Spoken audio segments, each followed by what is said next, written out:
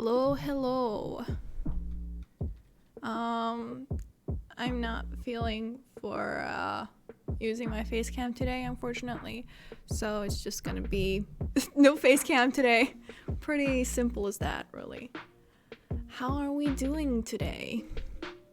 I am doing okay, I'd say. I say I'm doing okay and then I'm not showing my face. Well, no, I'm okay. I just don't feel like getting my face on camera today. Just, not a big deal. I hope the audio isn't too loud. I'm not too sure. I just decided to use this music today because I haven't done it for a while. Oh, actually, hold on. Let me just put on the...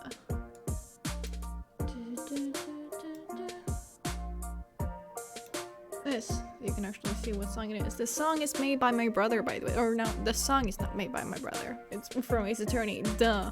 But he made the remix.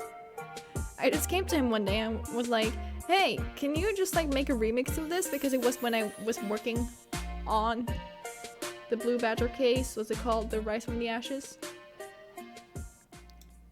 And I asked him, and he was kind enough to oblige. I tried making one myself, but I'm not that well versed in music, or making music, should I say. So, yeah.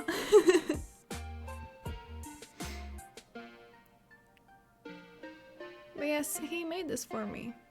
I would have wanted him to actually recreate the tune himself, but you know what? Beggars can't be choosers, so it's fine.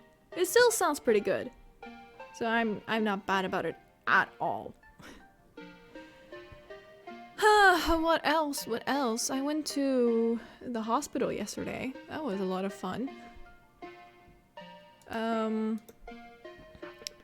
have this hanging eyelid, and I've had it since I was born. I was born with it. So it's just been kind of bothering me a lot these last years. I actually got an opportunity to get it fixed years and years ago, but I was so scared. I was so young, and I just said, no, that's okay. But now, since I'm born with it, I can actually get it fixed for free. So you know what? Fuck it if it's gonna end up a bit crooked. It's already crooked. It can't get any worse than it is now. There is physically no fucking chance. Unless they fuck up majorly, which I don't think would be the case. So, yeah.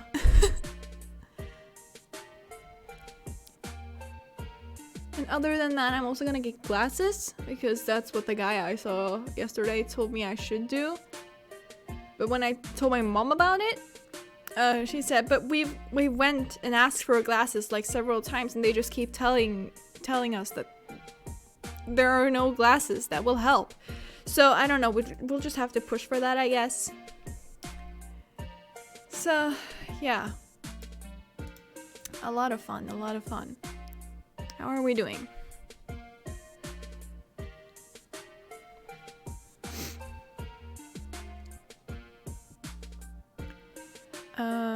God. What else? Oh, yeah.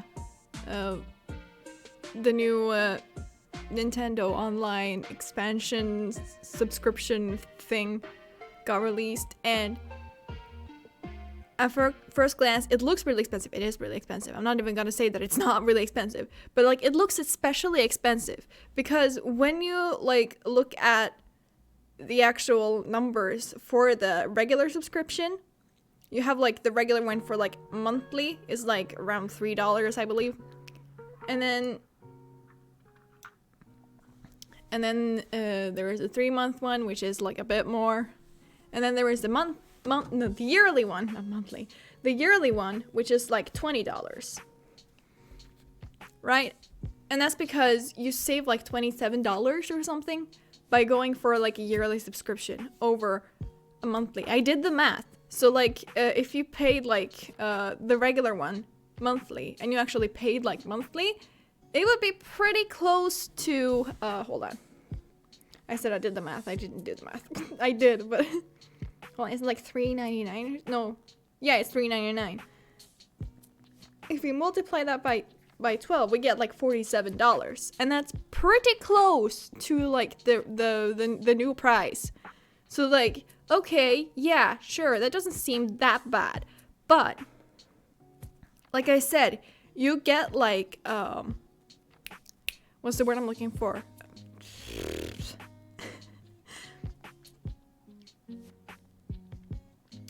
You get you save money. Like you save like almost $28 by going for like a yearly subscription instead. But here is where it gets fucked, right? Because the new one, 12 months, you pay like $50, which if you look at it from like a monthly perspective, it's fine. Like technically speaking, from like the regular one and to the new one, it's fine because like here is where I actually did the math, alright? Because if we take like the monthly price you have to pay for that new subscription, it would be like $4.10 technically. Well, actually, it's like $4.16, but you round it up, so it's $4.20. So they really said $4.20 times 12, and then they round it down because $49.99 looks smaller than $50.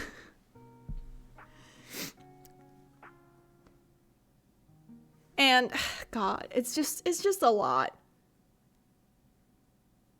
I'm like, if they actually open like monthly subscriptions, then I might pay for it, because I've been wanting to play Mario Kart 64 with my family for like so many years. God, it keeps resetting the audio. I don't like that.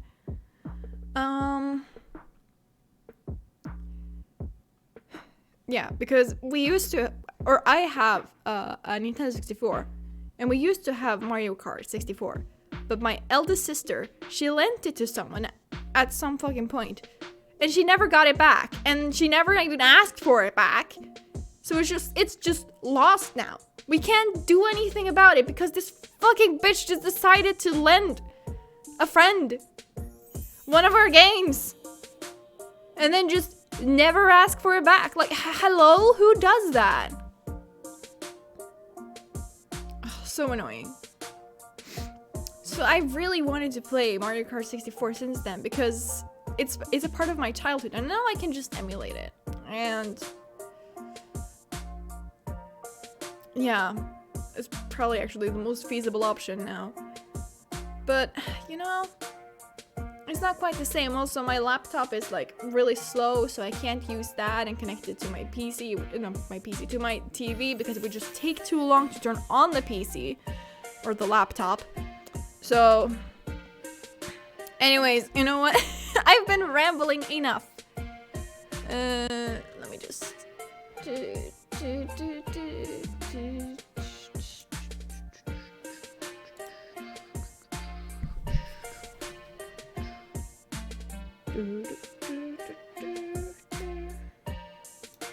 just gotta turn off all the face cams just real quick, because I haven't done that apparently.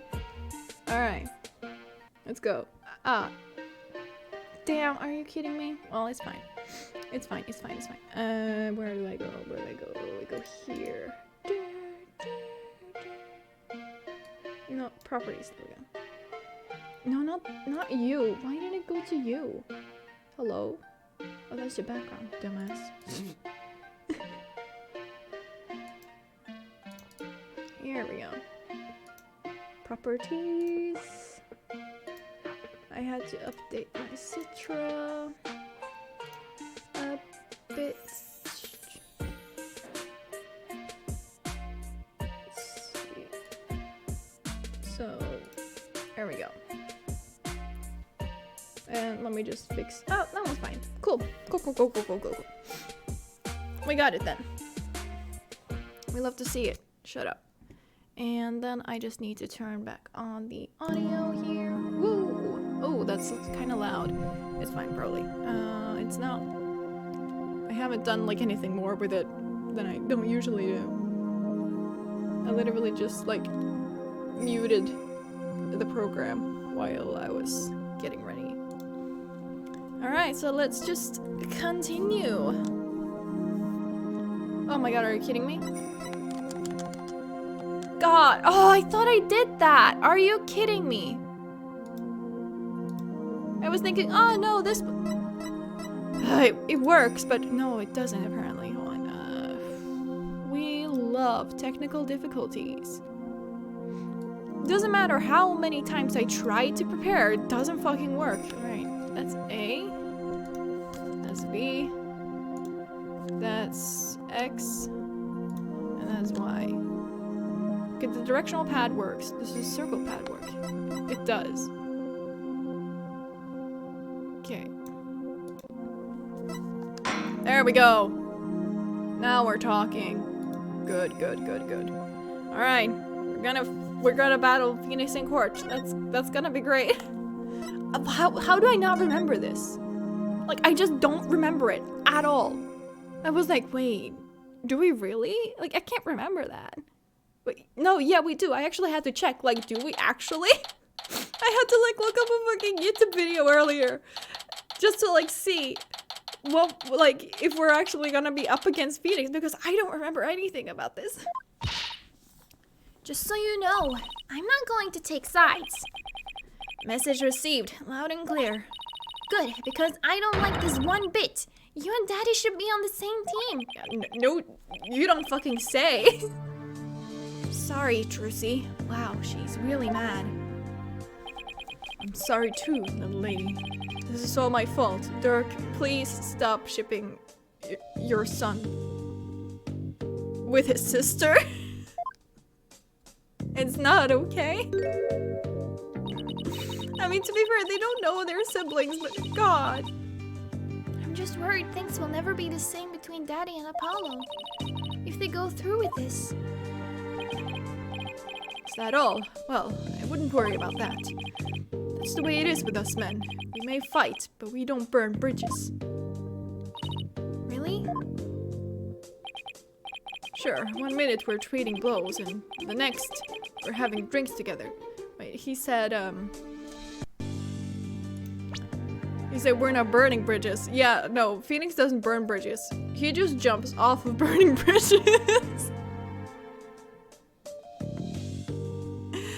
Oh yeah, that's so fucking dumb. I'm sorry, I had to do that. It was too good, I couldn't just leave it there. We're simple creatures at heart. I sure hope you're right. Athena just came over here from her part-time job at Très Bien, apparently. What the fuck? Sorry I'm late, Apollo. Athena, there you are. What happened with you and Mr. Wright yesterday? Oh, about that. I ended up going to the wrong airport. I was waiting there, thinking his flight was really late, and before I knew it, I dozed off. By the time I woke up, it was already dark. I figured something like that had happened. Being late and dozing off are the two things you do best. Guilty as charged. So then, I take it you have no idea what today's case is about. Not a clue. Sorry. What is today's case about, if I might ask? Another locked room mystery? A suspect with a flimsy alibi? Ooh, or a dying message. Sorry, strike 3, you're out. It's a civil case. A civil case? You act like I'm speaking Swahili here. It's just the Wright Anything agency specializes in criminal laws, or so I thought. In civil cases, there are no prosecutors, right? Instead, both parties retain an attorney. Right, and the other attorney is someone you know very well. Really? Who? The trial will begin shortly. Please proceed to the courtroom at once. Okay, let's do this. Apollo, wait! Who is the other attorney? And where is Mr. Wright? Yeah, about that. No time to explain, let's go. Can't you... No time to explain, you can say... It's Phoenix. Like, you could literally say it's 2 words, or... Or 3, it's Mr. Right. Like, what? How do you not have any time to explain? I mean, like, hello, Bengi.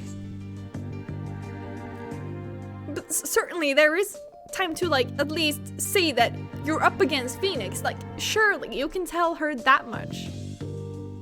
No time. Okay, right behind you. How was the audio, by the way? Is it okay? Oh yeah, no face cam today. I'm just not feeling it. I'm okay though.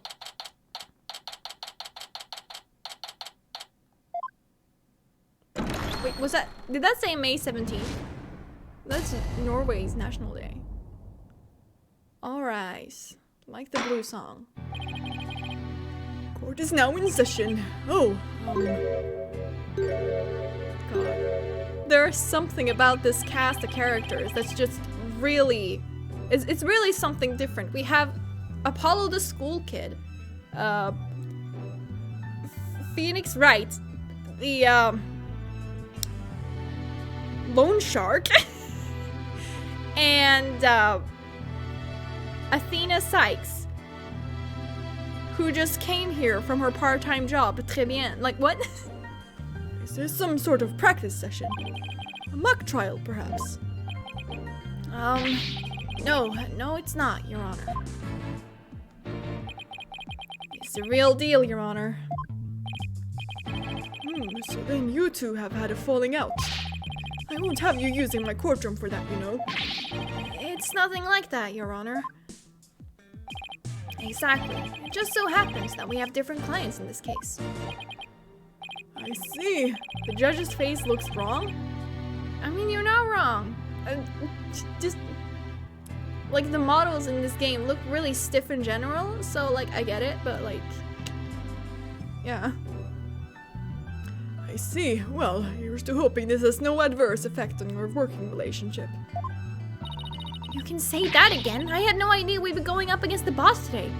Exactly. Apollo, you could have told her at least that much. You're sure this is a good idea, Apollo? What? Do you want to switch sides? Honestly, I'd rather be anywhere but here right now. Well, at least she is here. I'm really going to need her help. Mr. Justice. Yes? Don't expect me to pull any punches just because you're the opposing lawyer. As I said, the kid gloves are off. And come what may, they'll stay off. Same here, Mr. Wright. If it's a fight you want, it's a fight you'll get.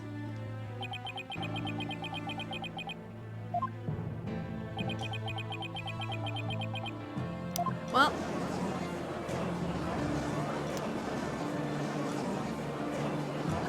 that was a conversation. Yeesh, you guys really are chomping at the bit, aren't you? I don't mind a good fight between co-workers. Just keep this civil case civil. No, we're gonna fight. I'm gonna punch this dude. Fuck this.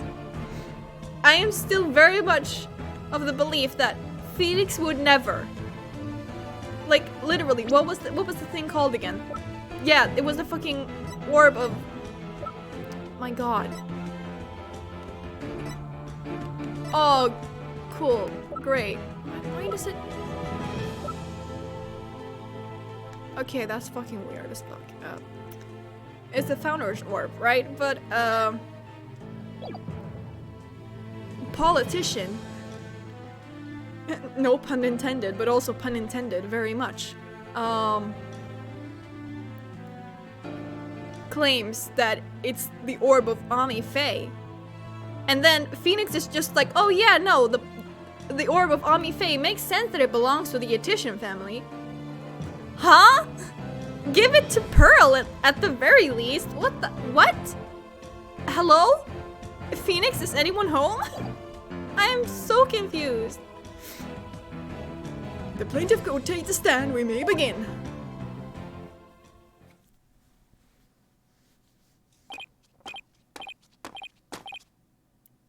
Oh, there he is.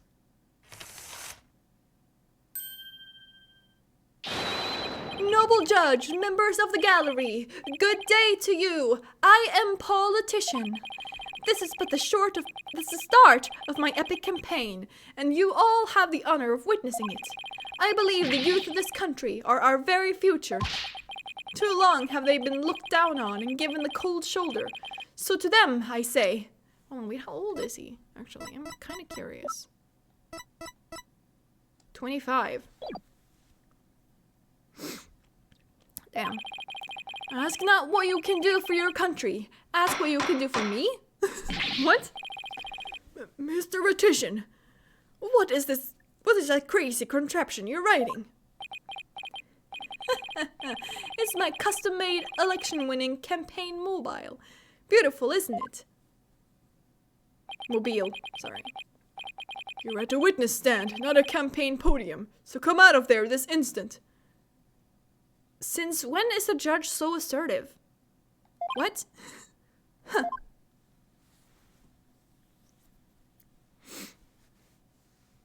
Oh, he has to bring his fucking sign with him? There's something really funny about that. Alright, now, with the plaintiff's attorney, Mr. Wright, please explain the complaint filed against the defendant. Mr. Retition's complaint against the defendant is simple. The defendant, one Dirk Sadmadi, stole my client's family heirloom, the crystal of Ami Faye. That's it. My client's family heirloom. Family heirloom, the crystal of Ami Faye. No, that absolutely belongs to the Etitian family. Something must have happened to the judge. He's gotten wiser. It's an imposter. It's not the judge. It's not his brother either, for that sake, but... Mr. Etitian merely seeks its return. This wouldn't have happened if that archaeologist hadn't kicked the bucket. I see. Well, Mr. Justice, let's have your opening statement, if you would. Defense asserts the item in question is the Founder's Orb, a sacred relic from Khura'in. Go on. It seems someone asked the archaeologist, Dr. Archie Buff, to study the orb. Dr. Buff determined that it was a Khura'inese national treasure known as the Founder's Orb. The very orb that was stolen from a treasure room in Khura'in several weeks ago.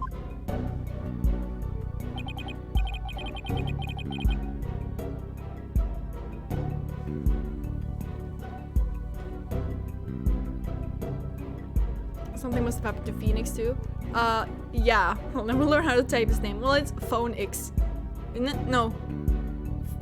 No, how? No, I'm not sure. Yeah, Phoenix.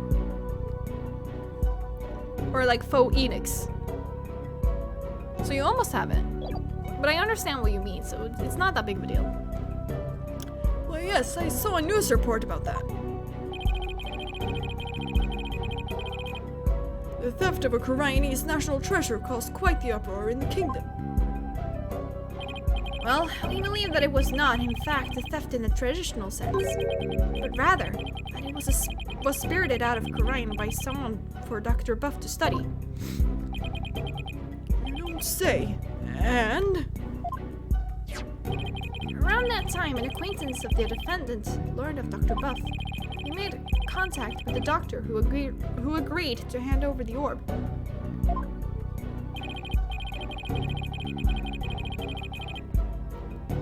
Apparently, the doctor wanted nothing to do with it once he'd learned it had been stolen. It seems you even have a transfer agreement between both parties. Mr. Sadmadi also agreed to return the Founder's Orb to the kingdom of Khura'in once the doctor verified it was a real thing. I see. So this dispute centers on whether the item in question is the Founder's Orb or the Crystal of Ami Faye. That, in turn, will determine the object's rightful owner. I better bring my A game. Going up against Mr. Wright won't be a walk in the park. Come to think of it, the name Dirk Sadmadi sounds awfully familiar. But I can't recall where I've heard it. Oh, it's probably your imagination, Your Honor. He's just a tourist after all. My imagination, you say? Are you sure about this, Apollo? He's a wanted criminal in Khura'in, isn't he? In Khura'in, yes. Here, he's just a tourist.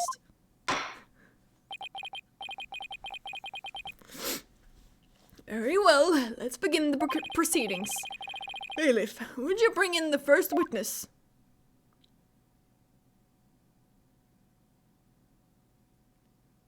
Hello? Oh, it's Emma. I was like, whomst? Emma? Show some manners. We're in court. I know, it's just... This is a civil trial, so I was surprised to see a detective take the stand. I had her do some digging on Dr. Buff. What for? Objection!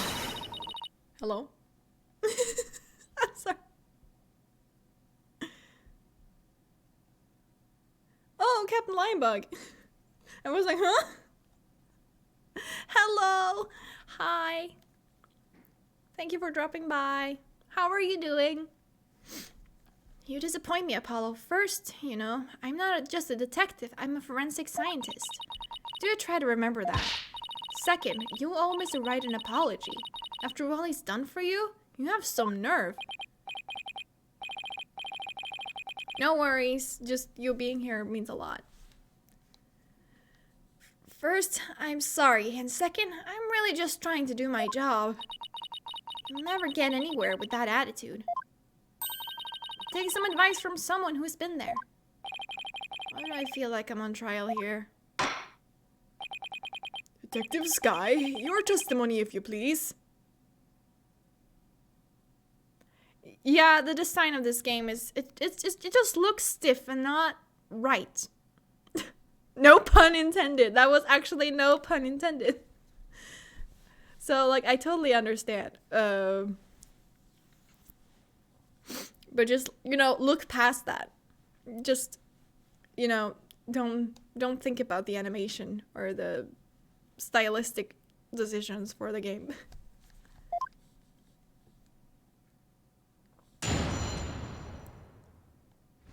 The police have had their eyes on Dr. Buff for some time, and just today, a number of stolen artifacts were discovered in his study. Oh, good. He's a fucking thief too. Love that. Among them were a priceless urn and a statue that were stolen from the Fae clan.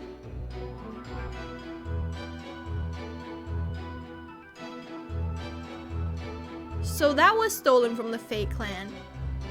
But the orb belongs to the Atisham family. Okay, sure. It seems the doctor would do anything to study artifacts, including steal them. As for the relic at the center of this dispute, he likely stole it from the Atishan residence.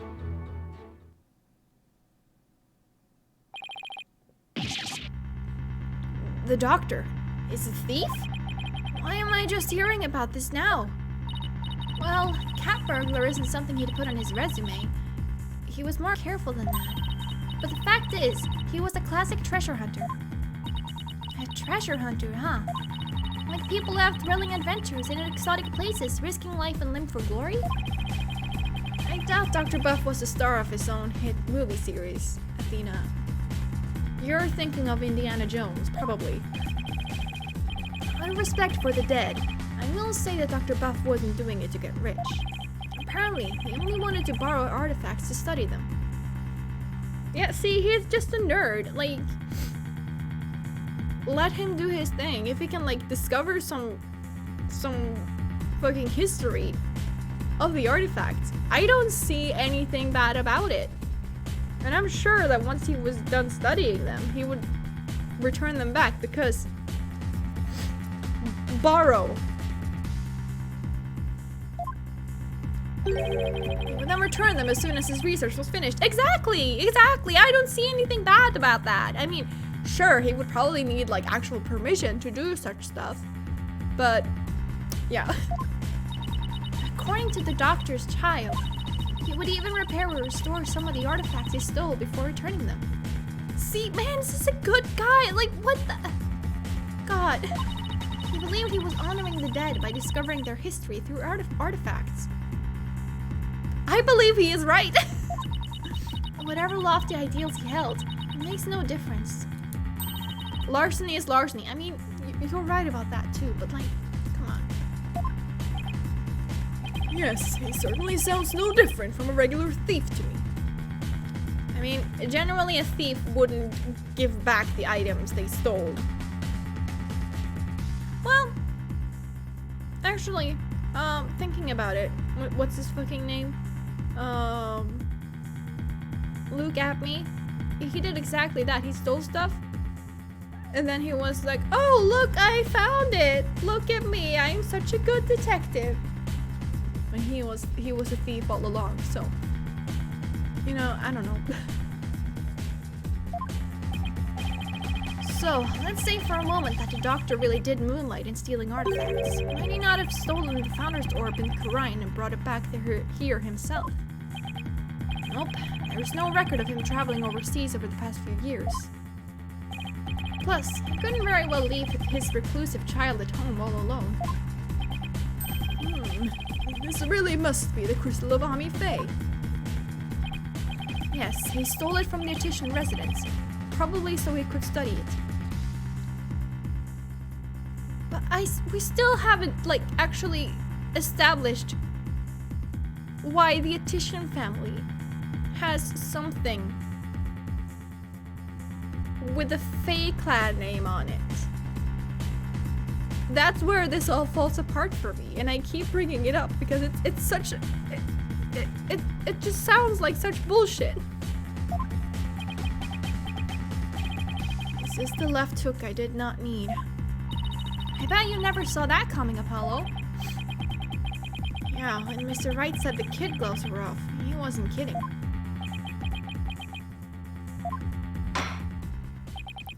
Mr. Justice, you may proceed with your cross-examination.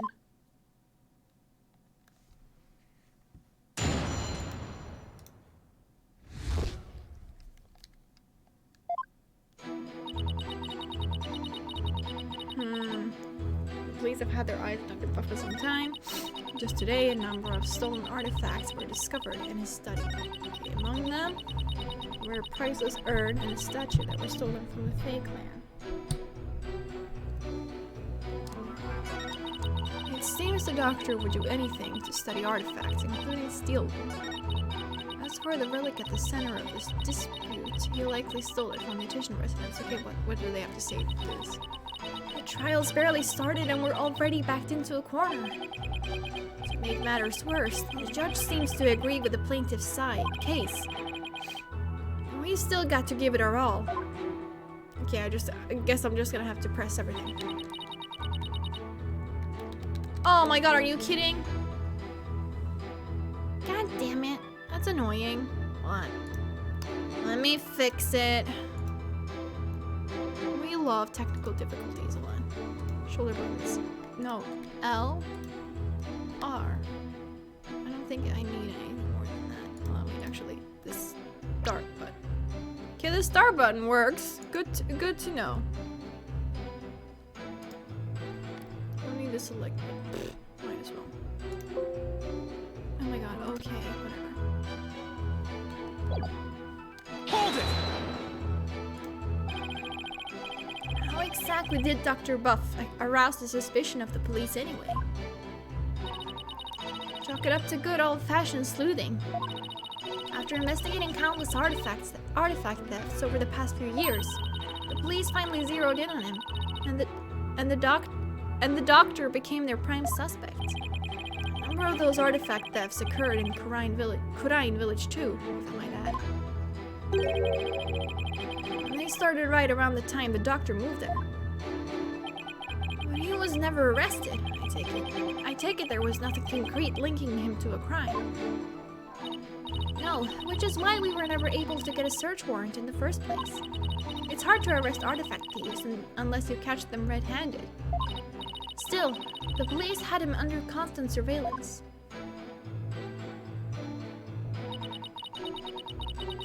A number of stolen artifacts were discovered in the study. Yeah. Are you sure these allegedly stolen artifacts are the real deal?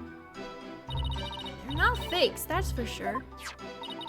Take the urn, for example. Apparently, it's an extremely intricate work of art. Its design, cracks, and other features would be impossible to replicate perfectly. It still has the paint from that one case in Game 2. It's Game 2, right? Yeah, it's Game 2. No, it's Game 2, it's Game 2. Actually, I've had a few run-ins with that urn myself. Very true. So I was shocked to see it there in the doctor's study. I can say without a doubt that that urn was stolen from the Fae clan. I see. Well, last we saw it, it was in a museum. It was like an exhibition. But that was like 7 years ago? I don't know. I don't remember exactly how long the time skip is. 7, 8 years. Something like that. Detective Sky, please continue with your testimony if you would.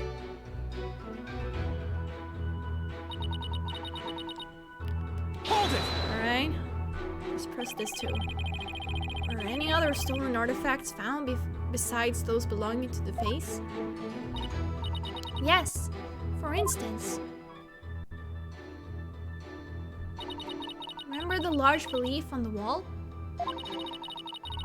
It was chiseled out from some ancient ruins in the kingdom of Kurine several years ago. But he never went to Kurine. Isn't this just proof that he got something else from Kurine? Like, girl, do you even hear yourself? Chiseled out? Didn't that damage it? Well, it did restore the parts that were so faded you could barely see them anymore.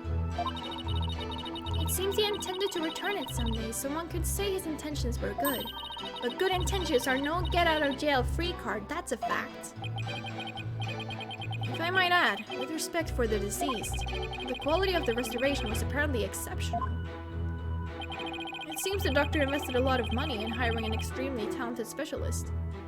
See, he even did this for free! Like, do you know how much it would cost to do this? Like, if they fucking got someone else and paid them to do it? Like, it would be so expensive. Like, what?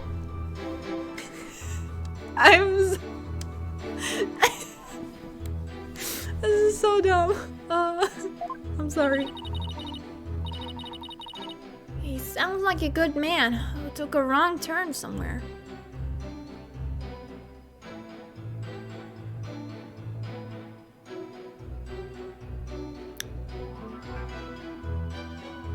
I mean, sure. I guess Sarge takes after him in that way. Any further questions? If not... Since the doctor would do anything to study artifacts, Hold it! including steal them. Have these alleged thefts been going on for some time? At least 5 years, as far as we can tell. All the recent thefts have been local. But before moving to Kurine village, he had been stealing from ruins around the world. Dr. Buff was an international criminal. This data lends itself to but one conclusion. Dr. Buff was a thief.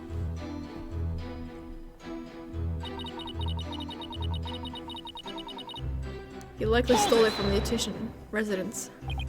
But it has something else from Kurine! Oh my god. Pain. You claim he stole a family heirloom from the Etitian residence, and this family heirloom has the name of the Fae clan on it. That really adds up. But claiming something doesn't make it true.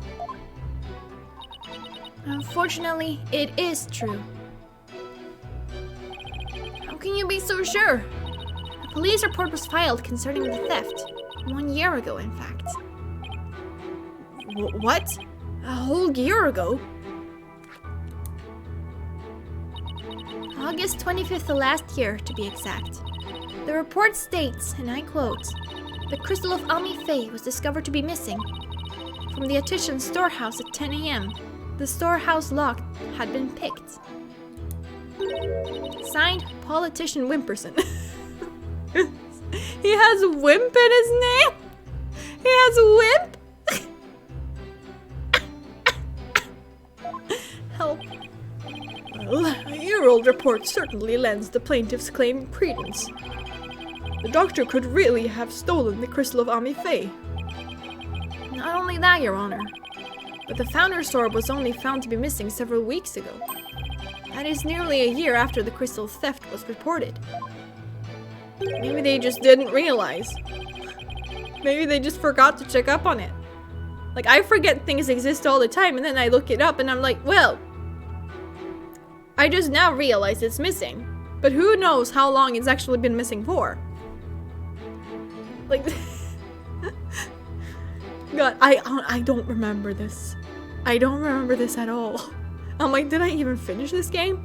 But I know I did, because there is like this part that comes like later in this episode that's just kind of like ingrained into my mind. So why I don't remember this going up against Phoenix of all people, I don't know. I couldn't fucking tell you.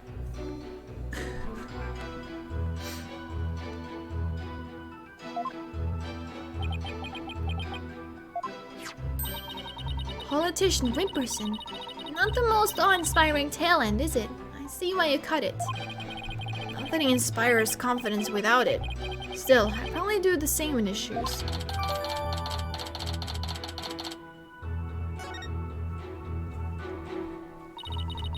A police report was filed about the crystal's theft a year ago. But the theft of the Founder's Orb was only reported a few weeks ago.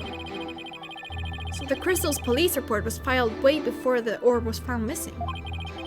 That suggests the stolen relic is the crystal of Ami-Fae, as Mr. Attition Wimperson asserts. Yes. Use his second last name. Yes.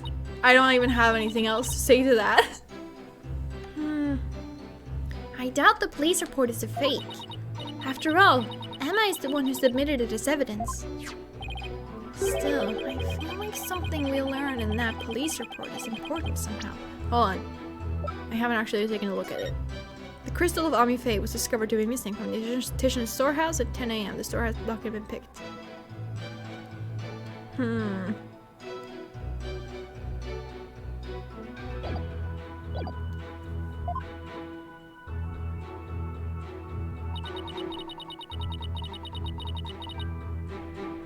Oh no, I don't know what to do now.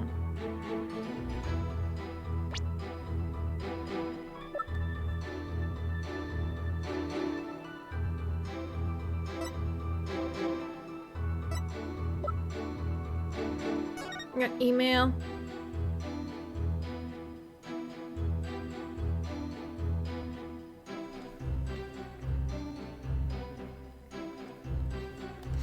I decipher the patterns, but I've yet to crack the riddle. The opaque crystal orb is the key.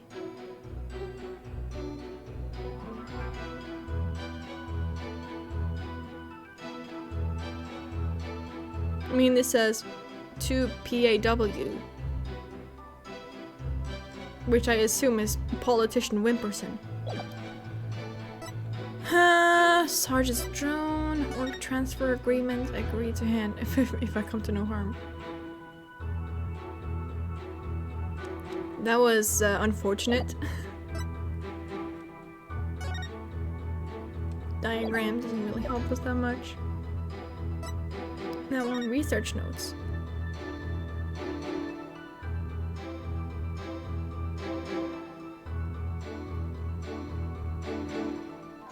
That's right, we found it inside of this thing.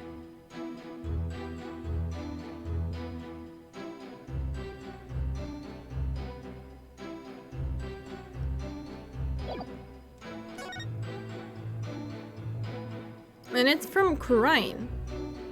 So... God.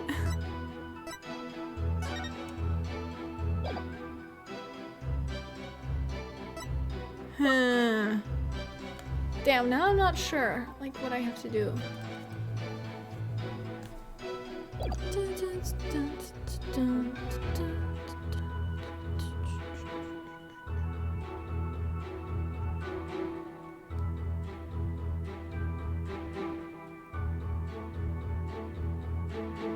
Oh, wait. No, actually, no. I wanted to try something, but I decided not to. And just today, a number of stolen artifacts. Not in the game, just on the stream. Damn.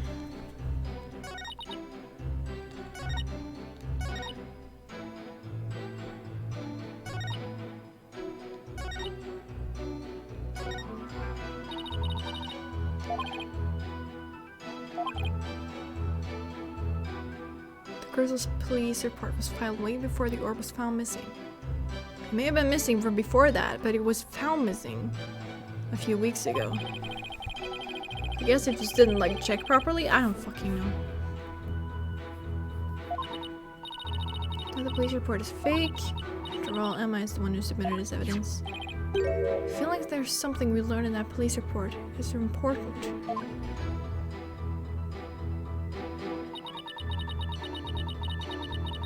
Wait. Hold on. He likely stole it. No, it's the email. It's the email. He was literally having a conversation with politician about the fucking orb. Objection! Yes! Let's go! Woo! The doctor stole the relic from the plaintiff. Are you sure? Because that statement doesn't agree with a certain piece of evidence. What do you mean? Take a look at this. What about it? This contains an email from the doctor's computer. Email in that little piece of plastic. Judge, please. Please. This game is set in the when is this game fucking set? In like 2027? Hold on, when was it? When is when does Spirit of Justice take place? There we go.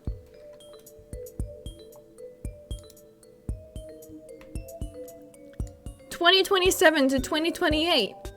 How does he not know? My brain. I know he is old, but this is just taking the cake. What the hell? I guess that's Japan for you. Japanese games, they always just... Or Japanese media in general. They just pretend like it's the early 2000s.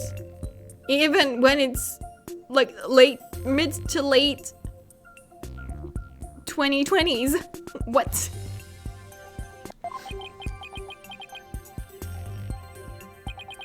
I'm afraid I don't understand. Judge, please. It's 2028 or 27. I don't know. I think it's 28.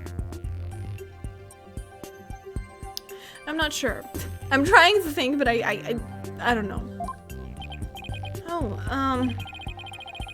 Judge would freak out if he knew Bluetooth. God, at this point, everything would be connected by Bluetooth too, and he would just like not know about it at all. I mean, it kind of like suits his character, I guess, but like, it's just painful. But also, this game came out in 2015, which is like, okay, him being like more confused by a USB stick at that time, that would make a bit of sense, I guess. But since this is set in mid to late 2020s, it doesn't make sense. Imagine VR. It would blow his mind. Like literally, he would not be able to function anymore.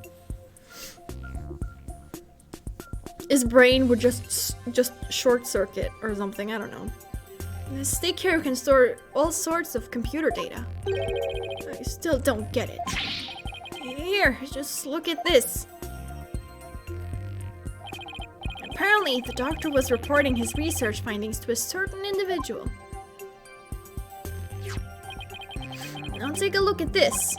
It's the police report Detective Sky presented to this court. You can see the plaintiff's legal name on it.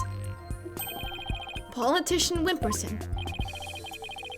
I can see why he dropped Wimperson from his name, but that's hardly breaking news. Look closer, Your Honor.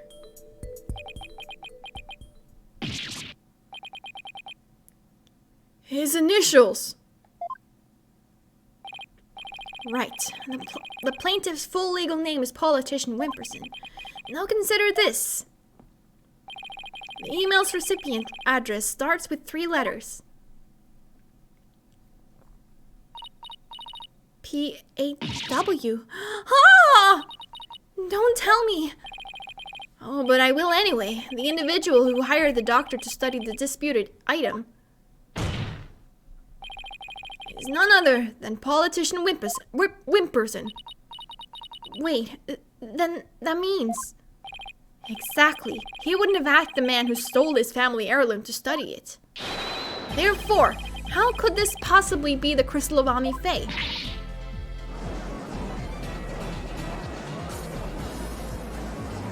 I mean, it still has the chance of being the crystal of Ami Faye. I think that politician just lied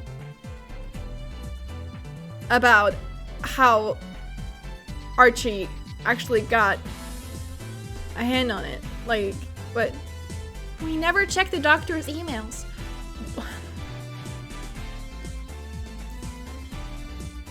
Well, we couldn't even figure out the password to his computer.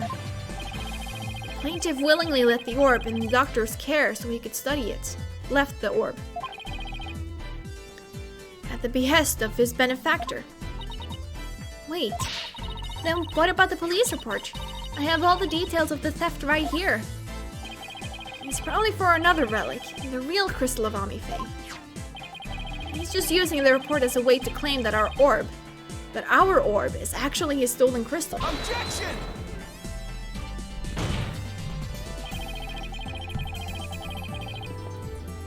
And how are you so certain that PAW refers to my client's initials?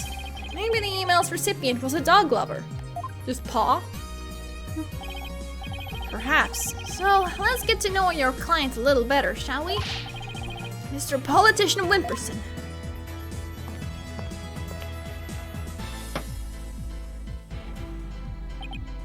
I suppose shutting down detractors is all part of a politician's job. I forgot Phoenix was wearing those clothes. It caught me off guard. Yeah. It catches me off guard all the time too. It just makes this court case seem even more insane. Like, Apollo the school kid. Athena just came here from her part-time job at Très Bien. And Phoenix also moonlights as a loan shark.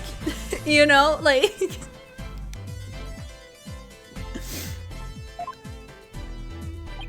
Answer me this, Mr. Politician Wimperson.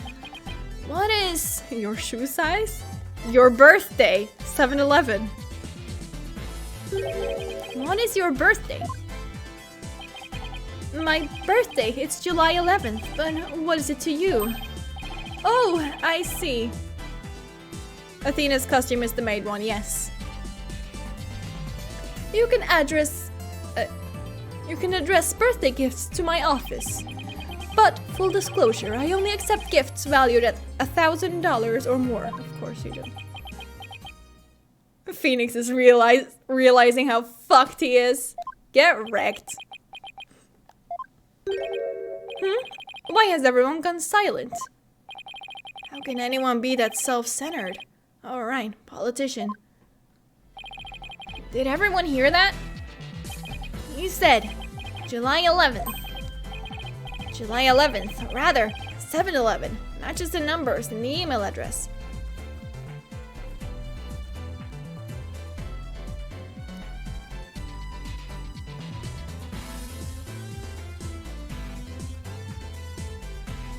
See, like, if this was like the way we write dates in Norway, I had to like think about this for a while. 7-Eleven would actually be November 7th. Because we have like day, month, year. And not month, day, year, which does not make sense.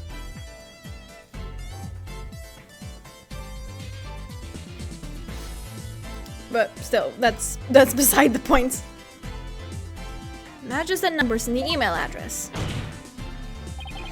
Both the name and birthday are a match. I hardly think that's a coincidence. Wait. Why, you sneaky little... Looks like someone finally decided to join the conversation.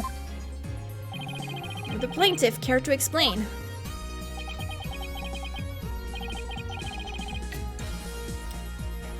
I would like to say that is quite... Why what? Quite a thing you've said. Boom, roasted. What a absolute smackdown. Like, yes, this is what we want to see. Any other thoughts? No further comments. I stand by my previous statement. Hold it! Get back here, you little bitch. You can't just walk away. Even politicians have to explain themselves in the court of law. I'm afraid I simply don't know how it happened. I can't possibly explain matters outside of my purview. Perhaps it was a mistake on the part of my secretary? Oh no, you don't, you slippery eel. Mr. Wright, would you care to respond? I won't argue your assertion. My client lent the treasure in question to the doctor and asked him to study it. It seems that much is a fact. Now we're getting somewhere.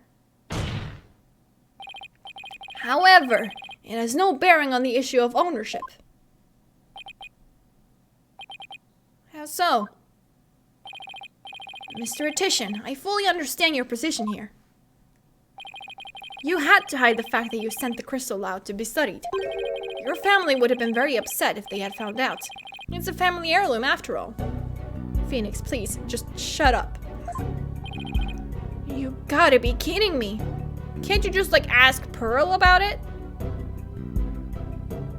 Blaming other people? Oh, he is a real deal politician. Well, can't argue with that. Mr. Wright is, well, right, of course, but then he always is, and that's why he's my lawyer. The crystal is a precious Attition family heirloom, and has been for centuries. But Dr. Buff was so eager to study its proud heritage, I just couldn't say no. I didn't even tell my grandfather. Objection! But in order to win the backing of your so-called benefactor, you are going to give what you claim to be the crystal of Ami Faye to that person?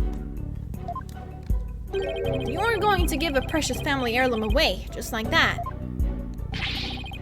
I was going to explain everything to grandfather later. Honest. Of course. My client's grandfather is very proud of his grandson for following in his footsteps. And if refusing him would have meant dashing the dreams of his darling grandson, I doubt the kindly old man could have said no. Well, grandchildren are meant to be spoiled. That's what grandfathers are for. Your Honor, please. I mean, it's been in the family for centuries. My grandfather thinks highly of my talents as a politician. That's why he entrusted me with this very important name placard today. Well, that's why you brought it. Still, you don't need to bring that to court. We're well aware of who you are.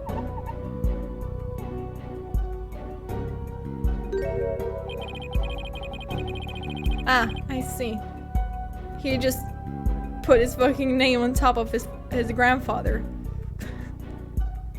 Okay. So, I'm sure he would have been okay with me using the crystal as I saw fit.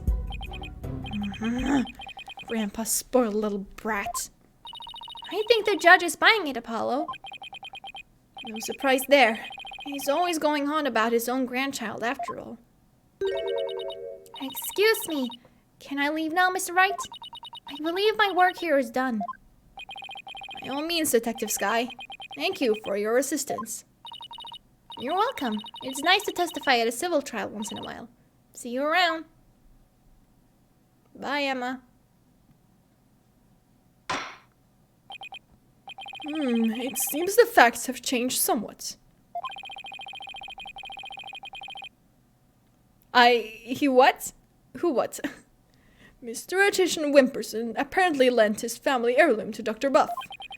Mr. Justice, how would the defense like to proceed? Oh, alright. Now what? Apollo, let's hear what they know about this so-called Crystal of Ami Faye. Maybe we can find some inconsistencies in their statements. Right. Okay then, Mr. Wright, if the item in question really is an Attition family heirloom, why the fuck is it called the Crystal of Ami Faye? Then let's hear all your client knows about it. Of course. Mr. Attition Wimperson? Please tell the defense everything you know about the crystal's origin. Alright, now then, listen and learn. This is the tale of the Crystal of Ami Faye and the illustrious history of the Attition clan. Are you ready? Our story begins back in the old country, when the Attition family reigned supreme.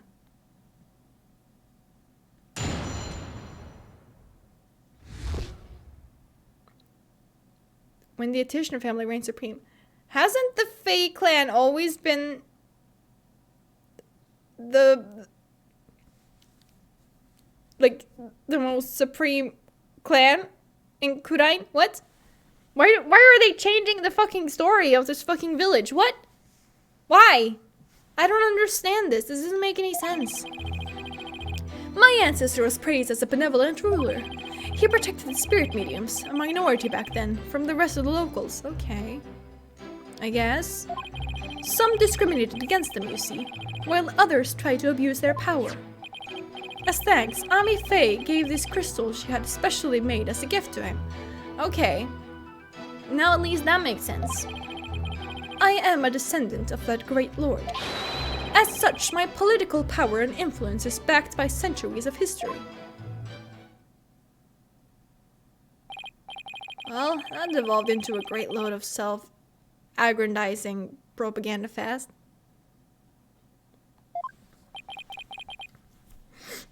As you can see, the Crystal of Ami Faye is an heirloom of the esteemed House of Attition. You have proof that it's always been in the Attition family? I have someone who gave a statement to that effect. Oh no, is it Maya? My client's neighbor. One Ives Shineto. Age 85 gave the following statement. The Attition showed me the crystal back when I was but a lad. Objection! Can we really trust the memory of an old man? Mr. Justice, would you care to explain that statement to the judge? I didn't mean... What I'm trying to say is, Never underestimate the memory of your elders. I may forget my verdicts the next day, but the memories of my past are clear as day. Therefore, I find Mr. Ives Shinato's statement to be perfectly credible. Wow. Did you see how Mr. Wright got the judge on his side? That's definitely a trick I want up my sleeve. You're not helping, Athena. You may cross-examine the witness, Mr. Justice. No, but I want to know what the fucking old man said. Apollo, why did you have to cut him off like that? Bullshit. If you had listened to what he had to say, then maybe he would have fucking explained something completely different than the fucking orb in question.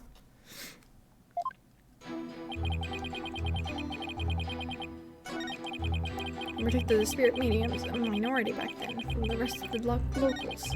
Some discriminated against them, you see, while others tried to abuse their power. Thanks, Ami Faye gave the crystal she had specially made as a gift to him. Hold it! Let me press this. You said she had it made, so then it was made in Japan? That's right. They say she hired a famous craftsman to make it. And they say it's quite valuable too. You were going to take such a priceless family heirloom And just give it to your patron. Huh. That's so typical of you ignorant common types. Making difficult decisions when the chips are down is what being a politician is all about. only when it's in service of your own political career, I mean. Yeah, he wrote his name on his grandfather? Yeah, he did. Or just like put like a sticker of his own name over it. I don't know, I guess he couldn't afford like a new placard or something, I don't know. The crystal is a statement to my ancestors' remarkable achievements. And furthermore,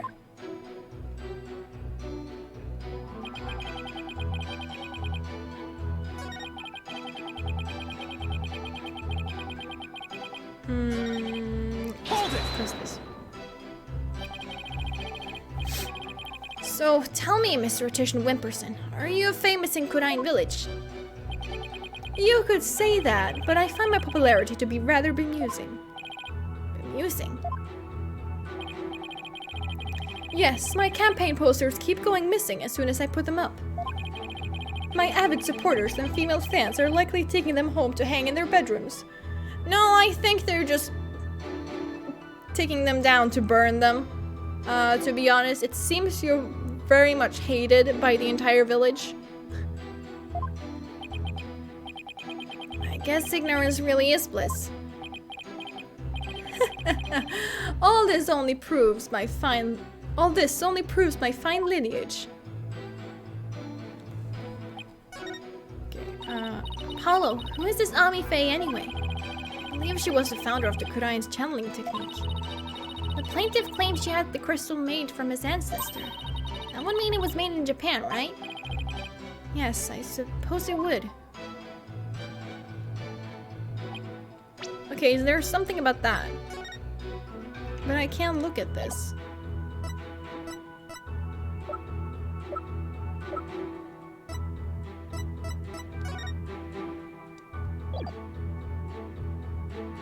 Hang in their bedrooms, okay.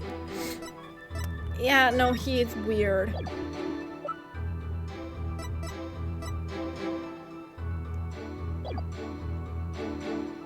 Hold it! I'm just gonna press everything.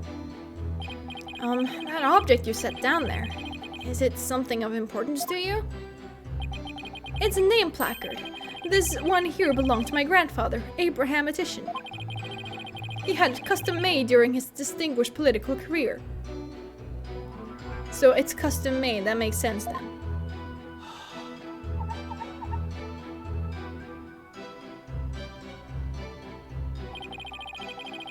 It's special because it was crafted from the finest Italian plastic. I wasn't aware the Italians were famous for their fine plastic. You can touch it if you want. Okay, thank you for dropping by.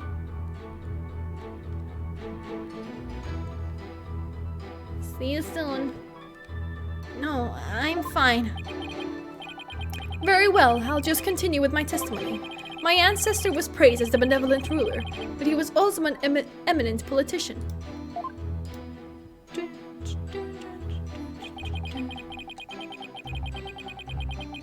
Hold it! He protected the spirit mediums. So I take it the relationship with the Fae clan was a close one. A smooth and open line of communication with my entire electorate. That is the politician way. Huh? Oh, sorry. I was asking about your ancestor. Whether it's about me or my ancestor, feel free to ask me anything you'd like. Transparency in government, that's the politician way. More like dodging questions, that's the politician way. Thanks, I'll be sure to ask when I have something you'll actually answer. As I was saying, the Etitian family protected the Fae spirit mediums back then. Hold it! Spirit mediums were targets of discrimination. Yes, some people even treated them like they were monsters. The transformation the mediums underwent when channeling spirits frightened the locals. And then there were those who tried to use them. You mean they sought to control the channeling powers of the mediums? Discriminating against a minority is absolutely despicable. A vote for me is a vote to end discrimination. I vow to root it out wherever it may be. Sir, this is a courtroom? That is my promise to you. He's totally ignoring your questions. It's like you're a moderator at a political debate. Yeah, and only he cares about his talking points. As thrilling as your campaign is, could we please get back to your testimony? As you wish. Now then, as for the crystal of Ami Faye.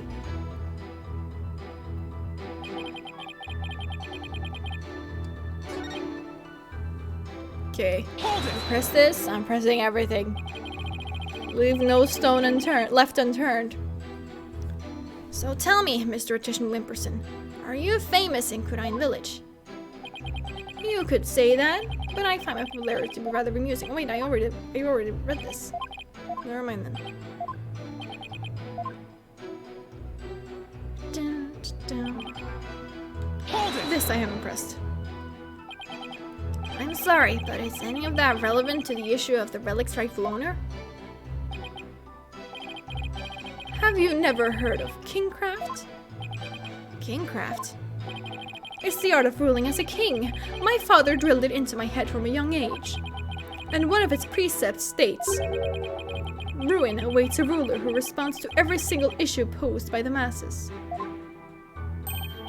Well, that answered my questions about what he meant by king of this nation. Progress. This is Ami Faye. It was made in Japan. But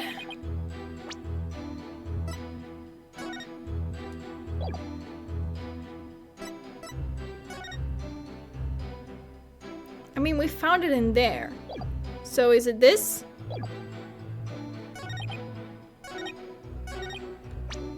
This and the research notes? Objection! Yes! My god! I'm actually not cheating this time. Or at least so far. You stated that Ami Faye had the crystal made for your ancestor. So am I to assume it was made in Japan? That's right. The craftsmanship is unbeatable. Well, that's strange. I don't see how your so-called crystal could have made it there. Could have been made there. What are you talking about? It's quite obvious if you take a closer look at this.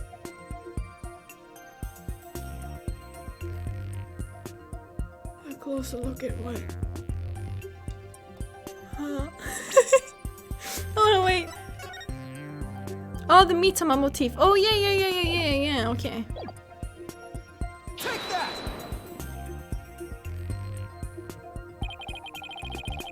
Take a look at the distinctive design here. According to Dr. Buff, it's a Mitama motif, dating back to the early days of the Kingdom of Kurine.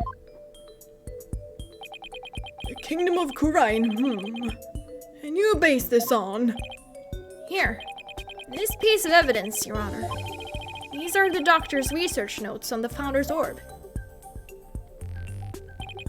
This is the box in which the orb was originally stored. It features the same pattern as the one found in the orb. They do look like the same pattern. Therefore, I assert that the disputed item must have been made in the Kingdom of Kurine. Yeah. Oh no, he crushed it! Objection! His placard, oh no! The Kurine channeling technique originated in the Kingdom of Kurine. And Ami Faye is known to have traveled there to train. With that in mind, what's to say she didn't bring that pattern back with her? Objection! But since this is clearly a Kurinese design, not even you can deny the possibility that it was made there, in the Kingdom of Kurine. Objection! Anything's possible to some extent. That doesn't make it true. So you can't conclude that the orb is from Khura'in based solely on that pattern. Sure I can. Try to stop me, bitch. If it were that simple, I could just as easily say it's Japanese.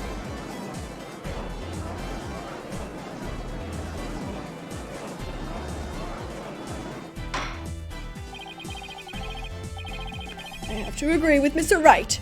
The pattern alone proves nothing. But that also means there's no basis to claim the item in dispute was made in Japan either. At this rate, we're going nowhere fast. Oh, he's right. We're just spinning our wheels here. I wonder if we have any evidence that could break this stalemate. Evidence that could break this stalemate. It would have been really funny, was just like in the background here. For some reason. I mean, I assume I have to press assist. You know what? I'm just gonna save real quick.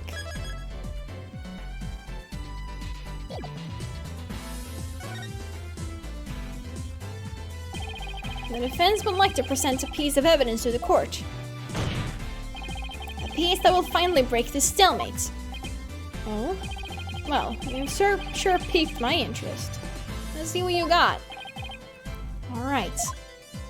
I will now prove that this is, in fact, the Founder's Orb.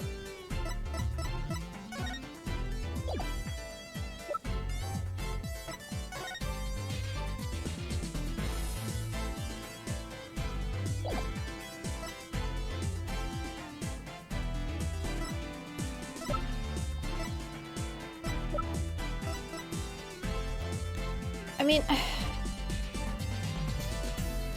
can I prove it?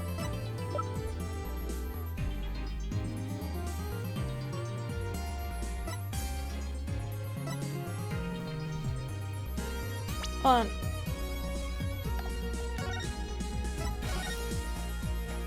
Yeah, I just saved. It's fine. Hold on.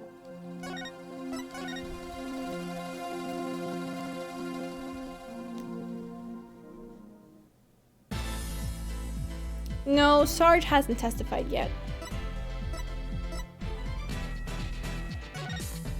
What if I press... There doesn't exist. There doesn't seem to be anything we can use, at least not at this point. Well, unless we can find something, this trial won't be going anywhere.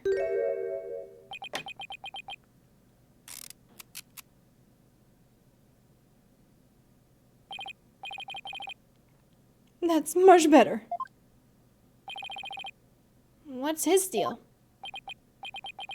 I have a suggestion. Why don't we consider this from a different angle? I'm listening. What if the Defiant Dragons really were authorized to take possession of the relic? I'm afraid I don't know where you're going with this, Mr. Wright. Consider the orb transfer agreement, which states, I agree to hand over the Founder's Orb to the Defiant Dragons if I will come to no harm. What if, as the last part suggests, this was written under duress? That would render the argument null and void. What are you suggesting, Mr. Wright? While you were on your little cave expedition, I was investigating Dr. Buff's accident. And there was something you overlooked, Mr. Justice. Namely, that his accident might have actually been murder. What? Murder? I think I actually was supposed to say that there is nothing I can show at this time. Mr. Wright, you do realize such statements are not to be made lightly?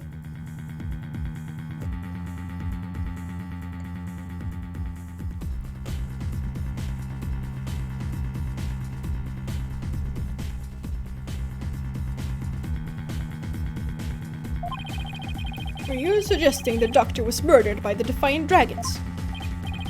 Yes, but follow me on this for a sec. The books that came tumbling down were from the archaeology shelf. However, among that mountain of books was a single volume on psychology. What's more, there was some blood on it. You feel this is important because the books that came tumbling down were from the top shelf, the archaeology books. We know this because the doctor's books were meticulously organized by subject. Archaeology took up the entire shelf, so that psychology book is completely out of place.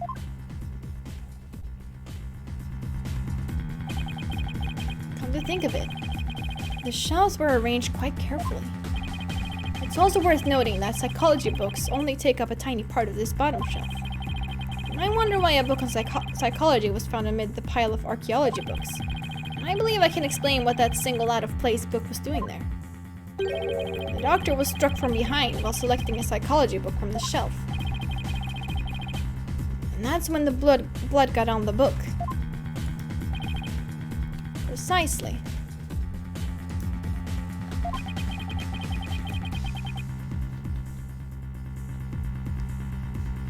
As to make it look like an accident. He was buried under a mountain of archaeology books. Objection! Wait a second. This is all just speculation, right? Or do you have proof that it was murder? Of course I do. You do? On a hunch, I had Detective Sky examine the doctor's head wound. The doctor? She found that he'd been struck by the corner of some object or another. Wait, what? A wound like that could never resulted from a fall to the floor, you know?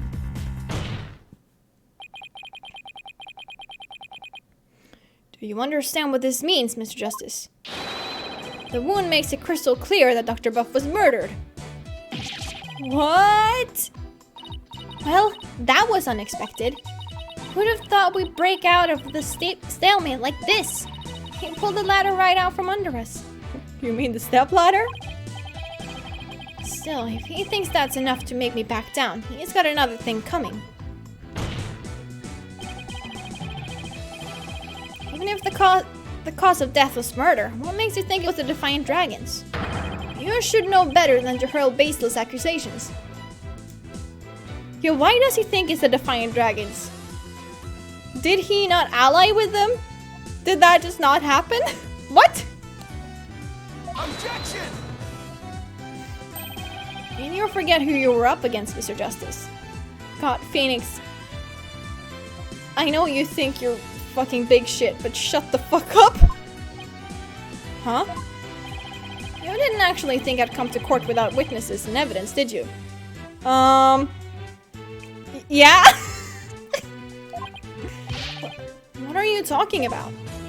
I would like to request further testimony from the plaintiff. Specifically, I would like the court to hear how he saw one of the rebels leaving the crime scene. He saw what? Phoenix.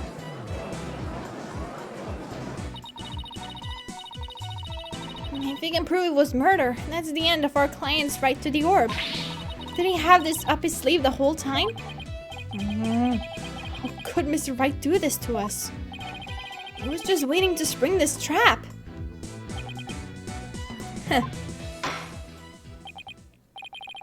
This trial has taken another unexpected turn. But I must mention, Mr. Wright, that you have yet to identify the murder weapon. The object used to commit the murder was not located at the scene of the crime. The murderer likely disposed of it elsewhere. It's not the book with the blood on it?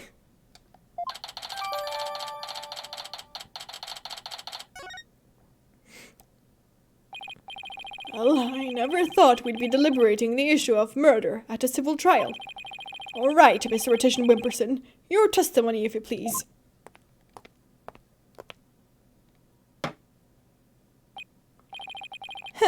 Prepare to be dazzled. Dazzled by a charismatic oration forged in the crucible of campaign battles. Okay, good on you, I guess.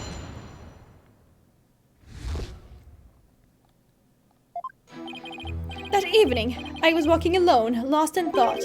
I passed by the doctor's house, and that's when I saw a rebel. He was running out the front door. It was around 10 at night.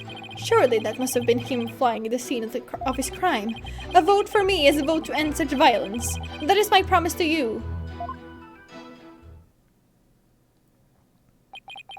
So the plaintiff saw a possible suspect fleeing from the doctor's residence.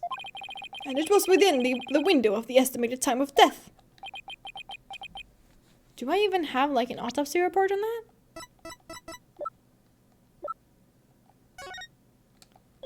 Doesn't say anything there. Oh, here.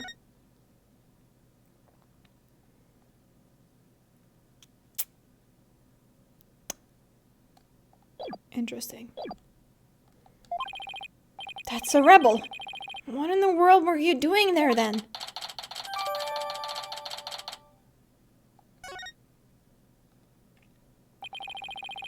It seems Mr. Rebel was loitering about Kurain village that day. There is evidence he was in the doctor's study as well. Isn't that right, Mr. Justice? Ah! You mean the suitcase? Exactly. He must have been in quite the rush to leave that behind. Oh, and by the way, Your Honor, Mr. Rebel just so happens to be sitting in the gallery today. See? That's him trying to escape as we speak. Bailiff, don't let that man get away. Right, you backstabber! Why are you doing this to me?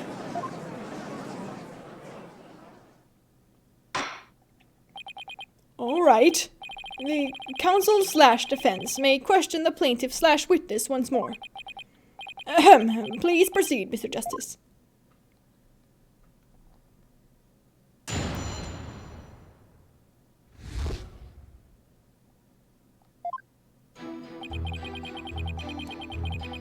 Mustn't thought. I passed by the doctor's house, and that's when I saw Mr. Rebel. He was running out of the front door. Oh, let me press this. Did you notice anything unusual?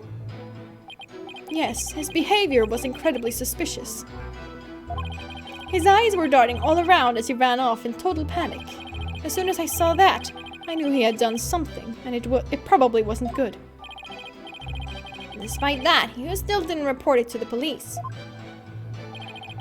Who would have thought that he had killed Dr. Buff? Not me, that's why I didn't report him. The witness didn't notify the police. Is that an important statement, Mr. Justice? I mean, if you ask me like that, it probably is. Yes, it's important. I request that the witness add it to the testimony. Sure, why not?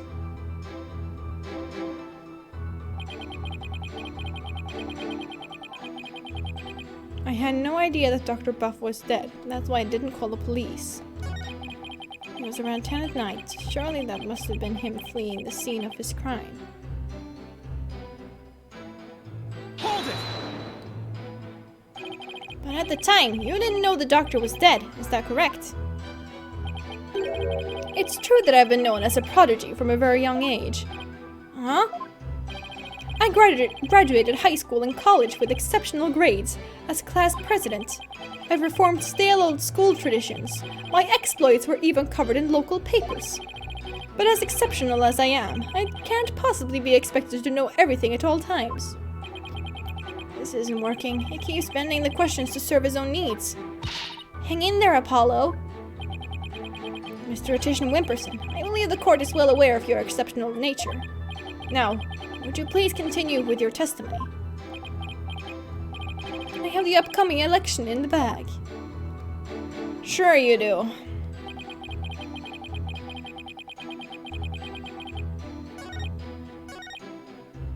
Hold it! You had no idea he was dead. In other words, you knew nothing about what had happened. I am truly ashamed of myself. What? There's been a gruesome murder in my beloved village. What a fool I've been. I was thinking only of the village's future and world peace. It seems my earnest attitude and industrious nature have come back to haunt me. Only a politician would try to pass self-aggrandizement as self-deprecation. Apollo, you think this is how all politicians will be from now on? We're all doomed if they are. If you don't mind, I'd like to continue with my testimony. Where you say nothing?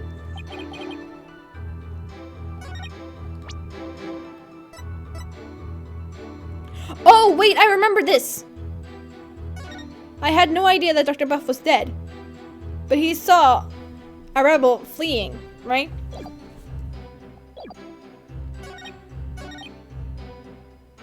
I passed by the doctor's house and that's when I saw Mr. Rebel. He was running out of the front door.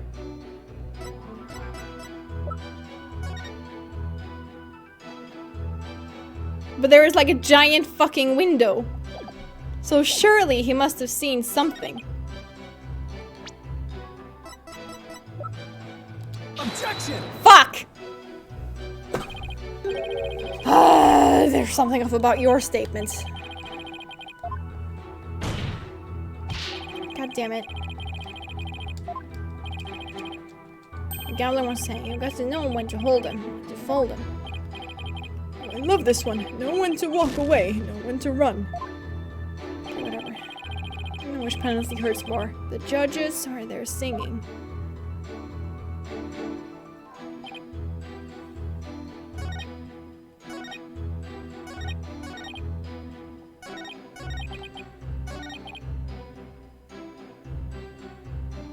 I remember there's something about the map, right? Like, I don't remember that wrong. There is something about this.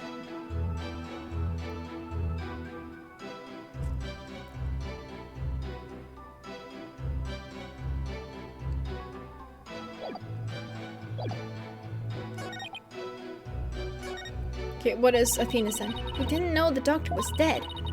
Well, I guess that makes sense, considering the body was inside the study. Right, how could he have known? Guess I should at least find out where our Weasley witness was when he saw that. Oh, okay, that's what I have to figure out. I passed by the doctor's house, but where? Where exactly were you when you saw Mr. Rebel? Right here, under this tree. God, you're so dumb. You could have said literally anywhere else and you would have been off scot-free, but because you say this. Dummy. Dumbo. Dum-dum. Dumbass. God, you're so dumb. I saw him dashing out of Dr. Buff's front door.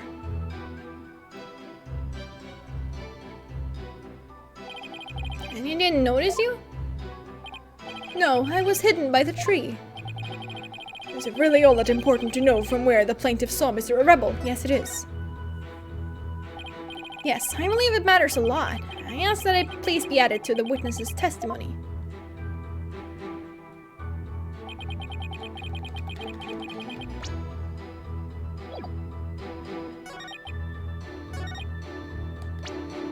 And now I think I can do this. Objection! Yes! Cool. Mr. Rotition Wimperson, rather than Mr. Rebel. Wasn't there something else that should have had your undivided attention? Like what? Oh, yes, of course. A politician must also keep his finger on the electorate's pulse and focus on... Sorry, but you're way off. I am? Would you care to explain, Mr. Justice? If the witness saw Mr. Rebel from his position here, then he should have also been able to see the doctor's body. After all, it was right next to a huge window. Why, I believe you have a point there. Why is this the point that I remember like the most out of this entire fucking case? The window! I just remember the fucking window! With the body that clearly visible to the witness. It's unthinkable that he couldn't have reported it to the police. He wouldn't have reported it to the police. Ah! Would the witness care to respond? Oh yeah, of course, he fell asleep. Makes sense. Did he fall asleep? Mr. Mortician Wimperson.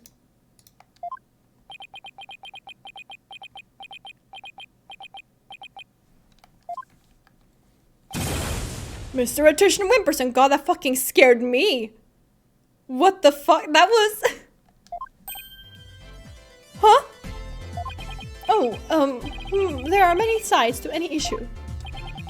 What did I ever do to deserve this?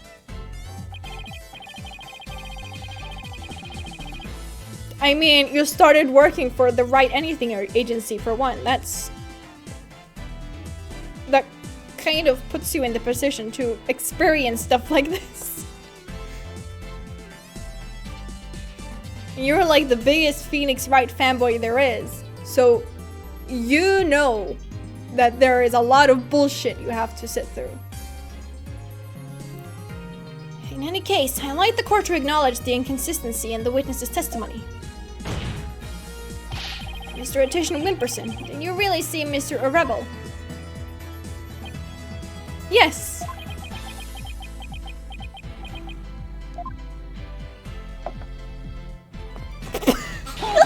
Okay. Where do you think you're going? Oh, I thought I returned to my seat, seeing as I had already answered the question. He really is a politician. Yeah, no shit. This isn't some small town hall debate. So you just stay right there until I say we're through. I'll have to run that by my campaign manager before Objection! Just glare. Wow, I didn't know Cursed Asterisk was a part of the Face Attorney. Wow. Mr. Mortician Wimperson, I think it's time for you to come clean.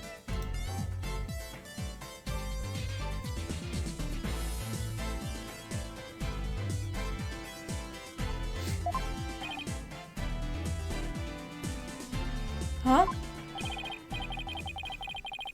So then, does this mean he didn't see Mr. Rebel? As your lawyer, Mr. Mortician Wimperson, I advise you to divulge that matter we discussed. Silence is no longer an option. Are you sure about this? Oh god, what is it now? I'm in the midst of running for office. I can't afford to let any strange rumors get out. Don't worry, you won't suffer any blowback for what you're about to reveal. Blowback? I'm not sure I like the sound of that, Mr. Wright. Not to worry, Your Honor. Nothing untoward will come of this, I promise. Now then, Mr. Justice. Remember how it was an anonymous caller that reported the doctor's death? Come to think of it. Emma, who was the first one to discover the body? About that, whoever it was, it seems they wanted to remain anonymous. What? It happens now and then. Some people would rather not get involved with the police. Wait, you're not saying that. Yes, that's exactly what I'm saying. The anonymous source who contacted the police after discovering the body was my client, Mr. Politician Wimperson. What? You don't say. So you see, he played his part as a concerned citizen, quite admirably, if I may say so. Isn't that right? Yes, indeed. In our society today, there are too many who choose indifference over righteous action. But I don't number among them. That's why I did my duty as a concerned citizen. One might call me the model citizen, one worthy of standing above the rest. What a real standard bearer he is, reporting it anonymously. Do they, like, just not know that he has a kid? I mean, I'm sure it has been mentioned already. Yeah, it has been mentioned. Why do they not, like, ask the kid? Like, I know the kid has anxiety, but surely. His theme song is a banger. True.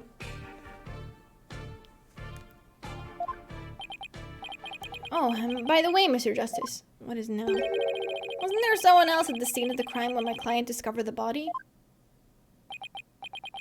Oh, you mean Mr. Rebel?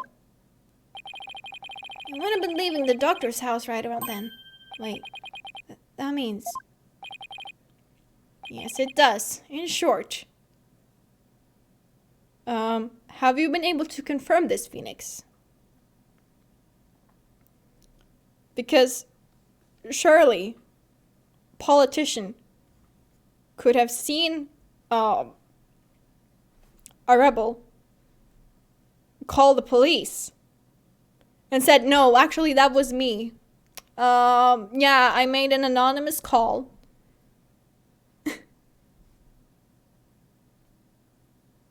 Like, in short, all my client witnessed was Mr. Rebel fleeing the scene of a heinous murder. Maybe he went to phone the police, you don't know that! And that's not all. Based on what we've heard so far, Mr. Rebel looked exceedingly suspicious, and that's putting it mildly. We already know the Defiant Dragons threatened the doctor with bodily harm. No, they didn't. Archie was just scared.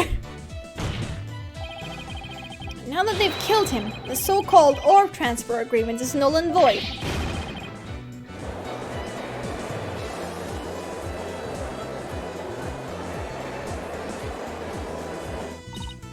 Apollo, if we don't come up with some sort of counter-argument, and what sort of evidence do you have?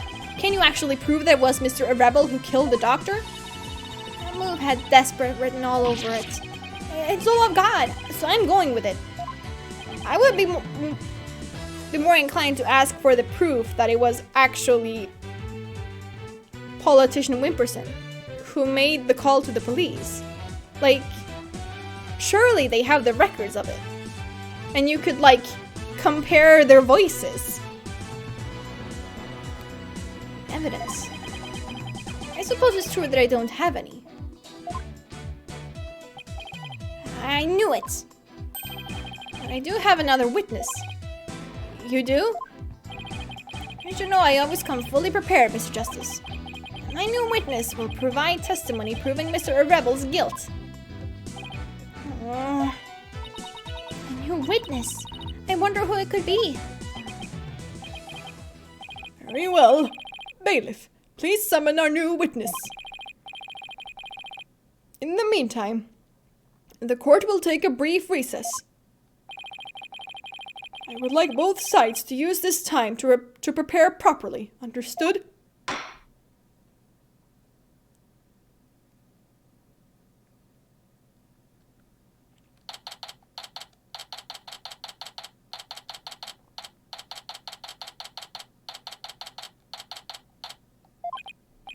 Wow. I knew Mr. Wright would put up a tough fight, but... Yeah, just when I thought we had him, he turned the tables on us. It really is a turnabout terror. We can't let him blindside us again. Looks like they got me... Looks like they got me again. 3 times in 1 year. That's a new record. That's... Please, no more new records. More bad puns while you're at it. It's hard enough trying to help you as it is. Roger that. I'll be more careful next time. Is what Mr. Wright said true? Did you really pay a visit to Dr. Buff that night? Sure did. Can't remember the exact time though. All I know is he wouldn't hand over the orb. Someone put it in his head that we rebels were dangerous. That's why he threw me out. So the doctor was still alive when Dad's last saw him. We'll still have to prove it though. Better brace yourself, son. The next witness's testimony could make or break this case. Yeah, I know. Hey, where's Trucy? She went to go see her dad. Maybe she's still mad. More like worried. Worried that this trial will create a rift between you two. And that you might leave the agency. She has an active imagination. It's Excuse me, the trial will be resuming shortly. Well, let's go see what new testimony awaits us.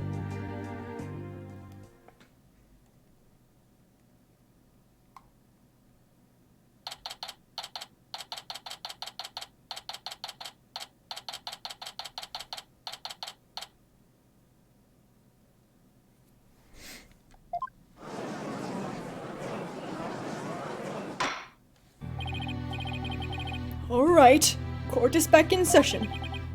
Mr. Wright, you said you had a witness? Your Honor, I would like to call the lone survivor of the doctor's murder to the stand.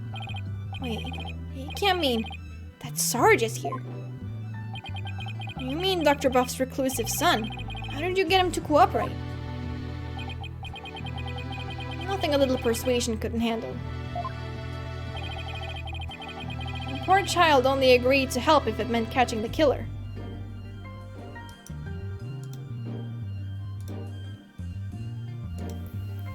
Fuck. Sorry, could you delete that? You literally just spoiled it! Please delete that!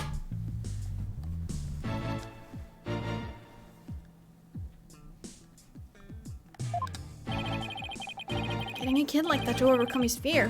Now that's impressive. This must be really important testimony for the kid to come out in public like this. That's not it.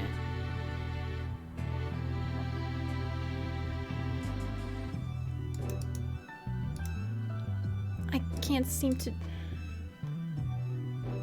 Damn it. Hold on, where do I fucking...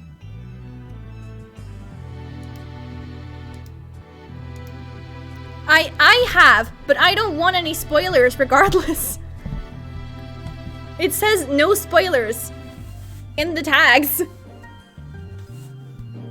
Does it not? Yes, it does. It's like the second tag. No spoilers.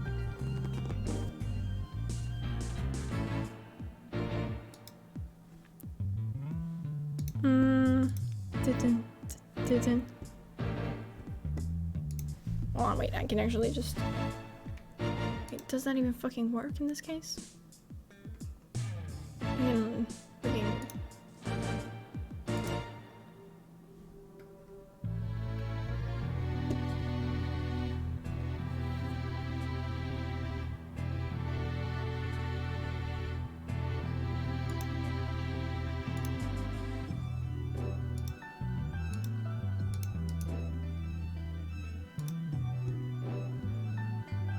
I wanted to do something else here anyways, so...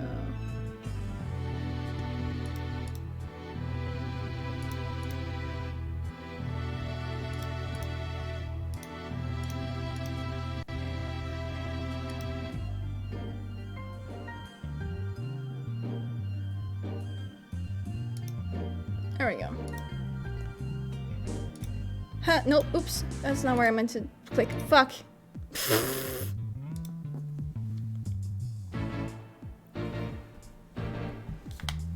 Sorry, yeah, please don't spoil, even if I have played this game. I don't want any spoilers for anyone else that are gonna watch this, so yeah. This must be really important testimony for the kid to come out in public like this. Very well, Mr. Wright. Please call your witness to the stand.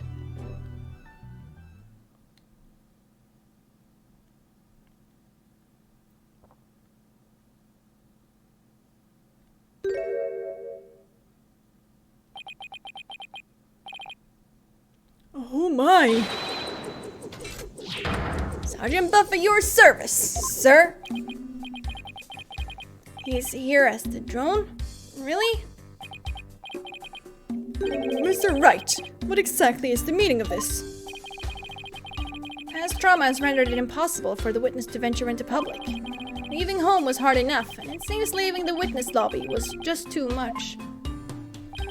But I would still like to continue with testimony delivered via this drone. I understand. It must be terrible to lose one's father like that. But testimony via a remote-controlled toy? Well, let's take things for a spin and see how it goes. Can I just fucking...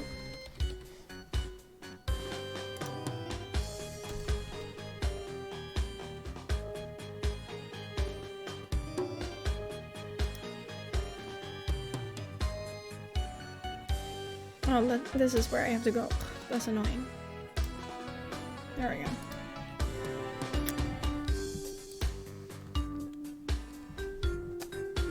Well, let's take things for a spin and see how it goes.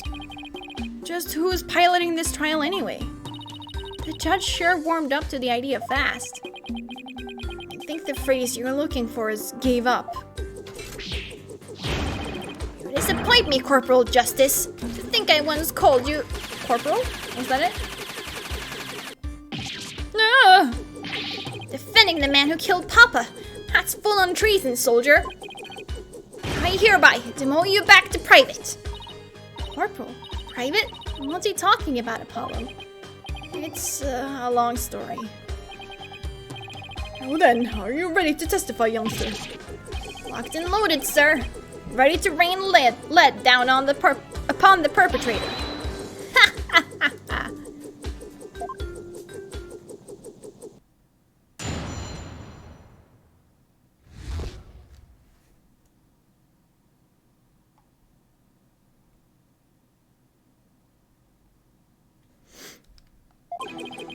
Papa met with someone the night he died.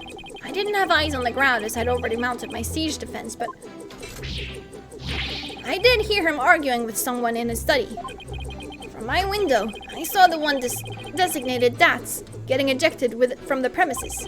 After that, the man lingered around the perimeter for some time. I must have regrouped and killed my papa in the study later. I just know it.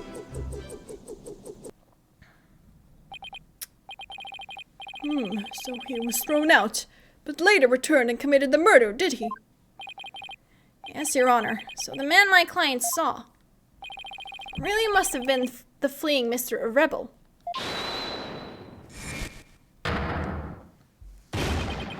Objection!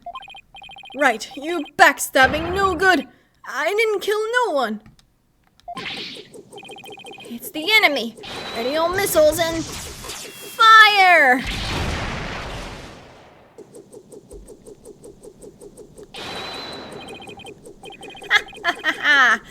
Capitalist pig. I'll turn you into pork stroganoff. And that's just a taste of my ultimate anti-swine weapon. Whoa, it fires missiles too? Yes, well, and the witness is all yours, Mr. Justice.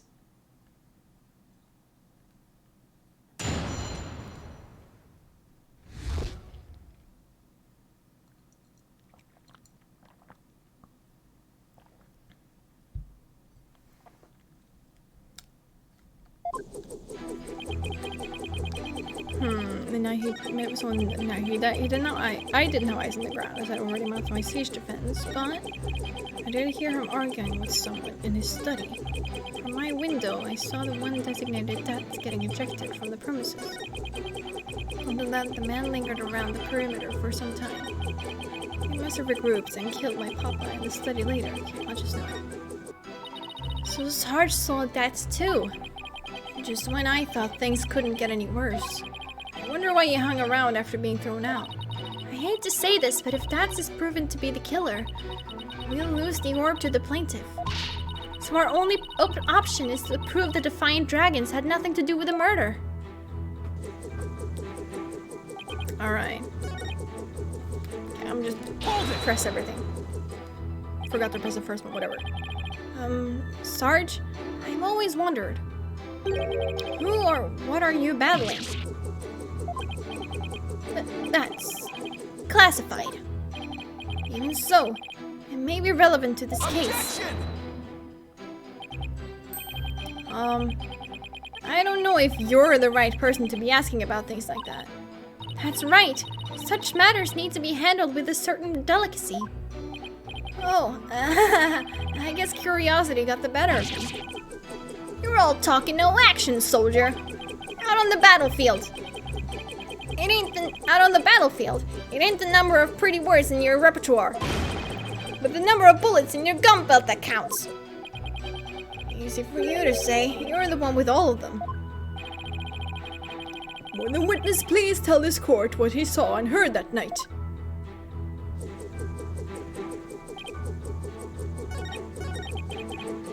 Oh, goddammit, let me fucking press this. Your father met with someone. Could you be more specific? No, I was in the midst of a crucial defense siege operation. Right. You're referring to how you don't leave your room, correct? You never know where the enemy might be lurking outside the siege perimeter. What about, school? Oh, I don't go to boot camp. I'm a soldier. A sergeant doesn't associate with rookies, still too green to fight. With a kid like this, I bet Dr. Buff won't be getting any rest in the afterlife either. It was very brave of you to come to the courthouse today. But what was that you said about the siege defense? Oh, that. Well, Where is the thing?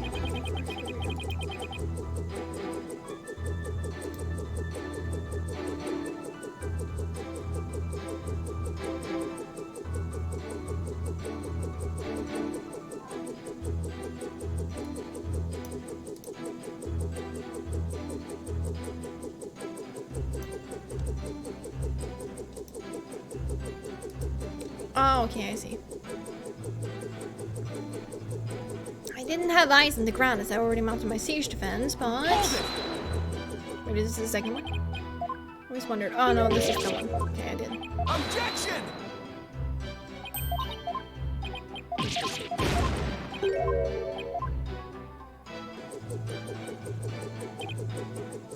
Hold it!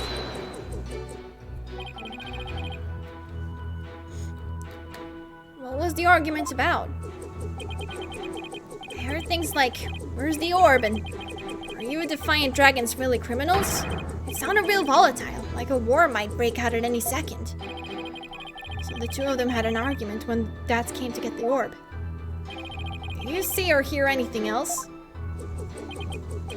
Yeah, I heard them arguing, and then silence.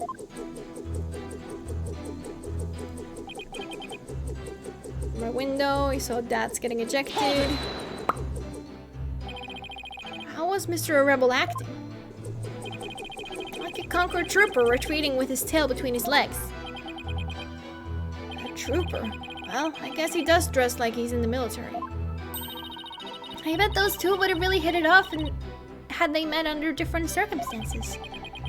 Yeah, I can see that. And so, the defeated soldier was expelled. But that wasn't the end.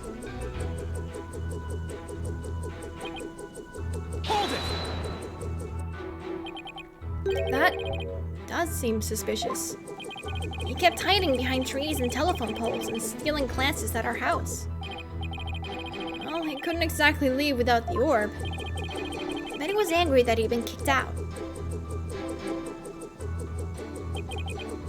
Hold it! But don't you keep your front door unlocked? If so, then anyone could have got in. That's true. Papa didn't keep our house locked up. He said there was no need because there were only good people in Kurain village. Yet he ended up dead anyway. Only a monster could do what they did to my kind, trusting Papa. There will be no mercy. I vow swift and terrible vengeance. I'll carpet bomb the killer with everything in my arsenal. Fire!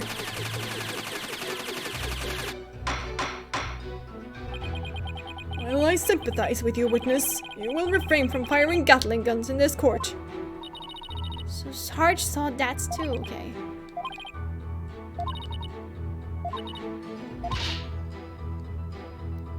Our only option is to prove the Defiant Dragons had nothing to do with the murder.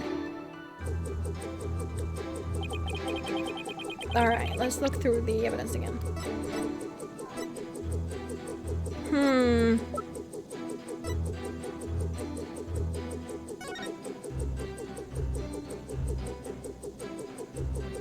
I feel like it's this.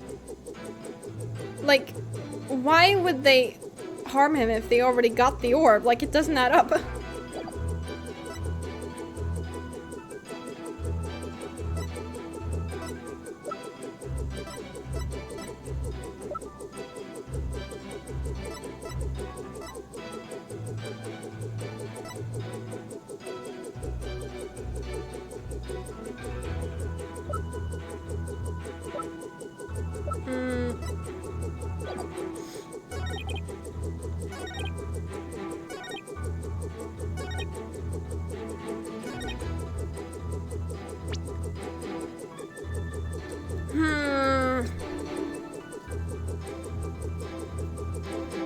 Damn, I got really thrown off by that thing earlier. I'm so sorry. I'm gonna have to cheat a bit.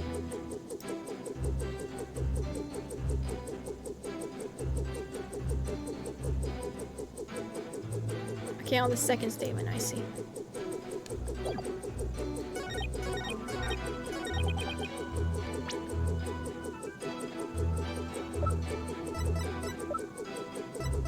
Objection! Is that? I don't think I ever would have gotten there. Sarge, are you hiding something from me? How dare you question your superior officer like that? You want to get in on this Stroganoff action with Pigboy over there, soldier? Sorry, but I'm afraid lawyers are missile-proof. What? Would the defense care to explain?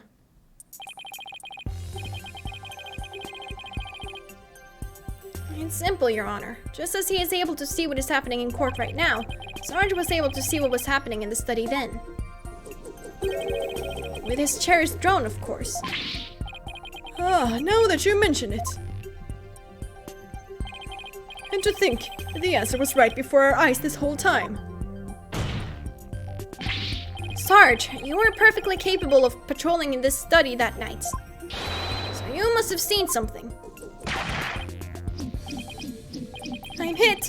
What is this strange new weaponry you're using against me? Order warriors don't use guns or missiles, because evidence is our weapon of choice. And the evidence has exposed your bald-faced lie. My truth bomb, Sarge, has stripped your defenses bare. That's... a truth bomb? No! Ah! Mayday! Mayday! I'm going down!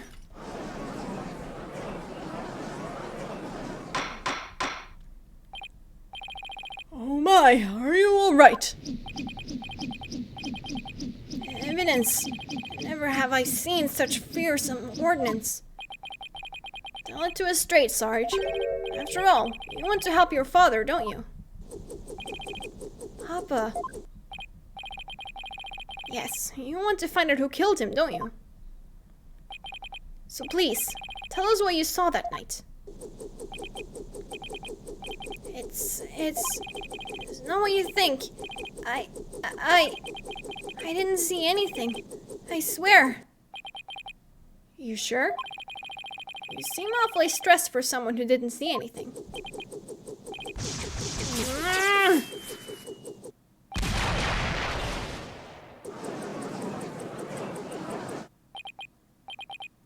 Sarge, you need to answer my question. Shut your pie hole, maggot! It'll be a scorching day in Siberia before a lowly private like you orders me around. What's with him in Siberia, of all places? But if a scorching day is what it'll take, then maybe it's time to turn up the heat. Hey, Athena, do you think a therapy session might help? Well, it could help alleviate some of his anxiety. Plus, I'm picking up a lot of discord in Sarge's voice. That usually means the patient wants to say something but can't for some reason. And in Sarge's case, I imagine whatever's plaguing him is pretty severe. In that case, I leave it to you and your mood matrix magic. You got it! Your Honor, I believe I can be of help here. Time for a therapy session, is it, Miss Sykes? Yes, it will help the witness with his anxiety. Maybe even enough to testify. By all means, please bring the poor child out into the light of day. Oh, but I assume this will be alright with you, Mr. Wright. Why not? It's not like we all haven't been through this before. What are you butting in for, lady? There ain't a place on this battlefield for you. I beg to differ, Sarge. This G.I. Jane is always ready for a fight in the courtroom. And wait until you see what I've got in my arsenal. Analytical psychology. With it, I'm going to blow a big old hole in the armor you've built around your heart. First evidence. Now analytical psychology? Where are these WMDs coming from? Well, if it's a battle you want, bring it on. You may have started this war, but I'm going to end it. Corpsewoman Sykes. You got it, Sarge. Time to seek out the agony buried deep in your heart. Brace yourself.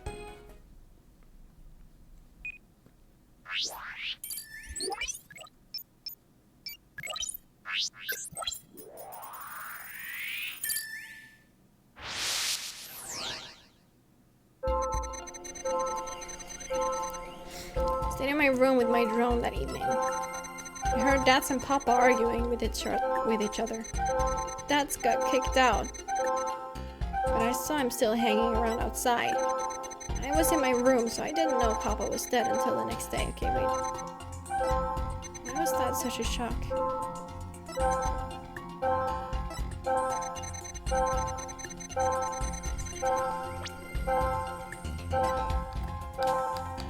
Oh my god, are you kidding me?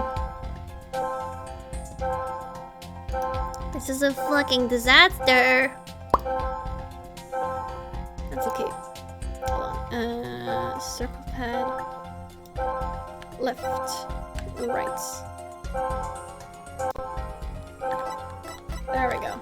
Got it!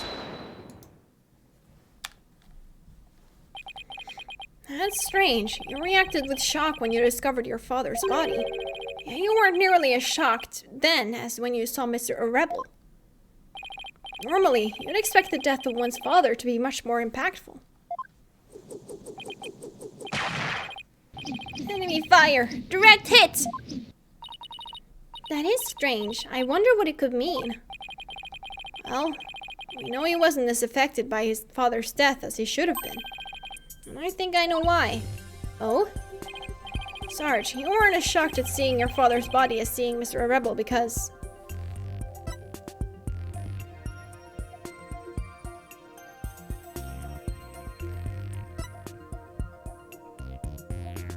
What can shock you more than a body?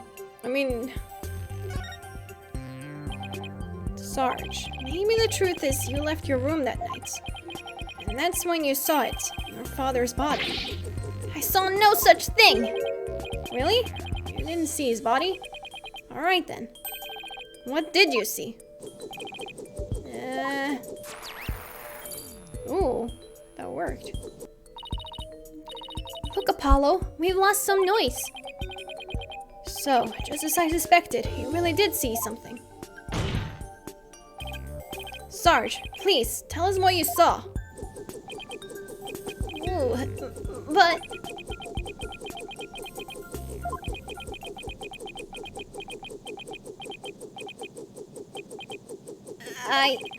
The moment I saw it, ooh, I couldn't bear it. I couldn't stand to lose yet another loved one. Huh? Am I missing something here? Did you forget that he already lost his mother? Is that why you weren't very shocked when you found out your father was dead? Because you had already sensed that he was a goner somehow? Maybe? Please, Sarge, what was it you saw on the night of your father's murder? I saw...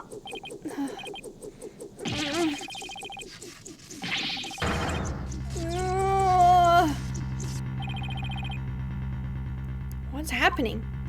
I don't like where this is going. No more. No more, please! Help!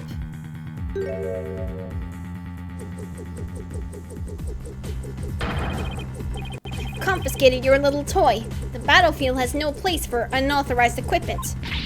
Widget! Apollo, I can't continue the session without him. Calm yourself this instant, witness. I hereby order you to submit to your therapy session. What in blazes? Look at the fucking gavel, are you kidding me? Look at me, I'm judge, jury, and executioner now. I hereby convene a military tribunal.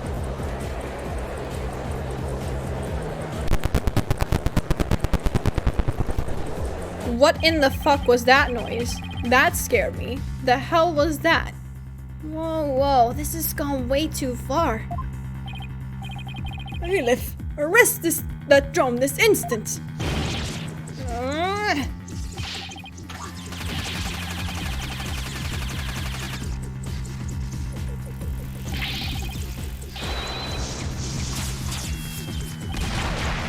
This is... Switch it back right. Yeah!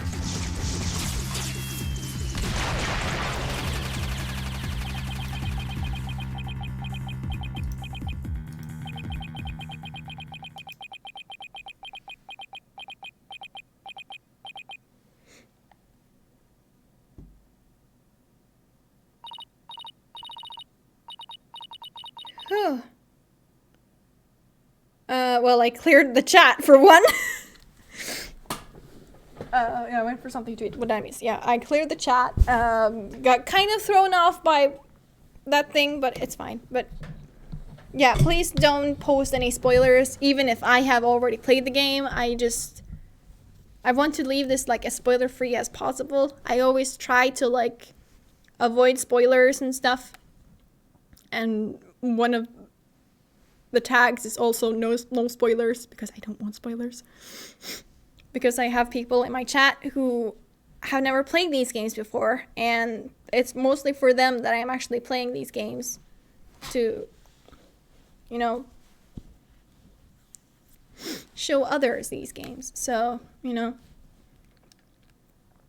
it's fine. It's luckily not like a big, massive spoiler, but I still don't appreciate that. So, also, I don't remember much from this episode at all. Like I said, the only thing I remember is the fucking window. Yeah, that's why you don't see the chat.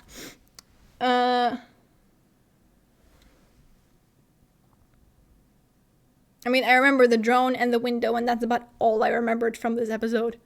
Everything else is just... I didn't remember. I didn't remember even going up against Phoenix. Which is like...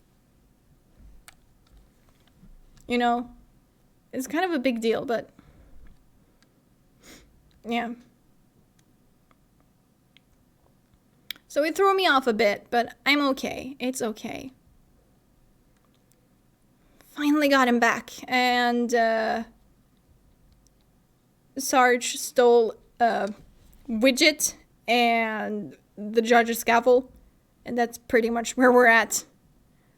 We're trying to get him to submit to a therapy session, but he is very reluctant, which I kind of understand, but yeah.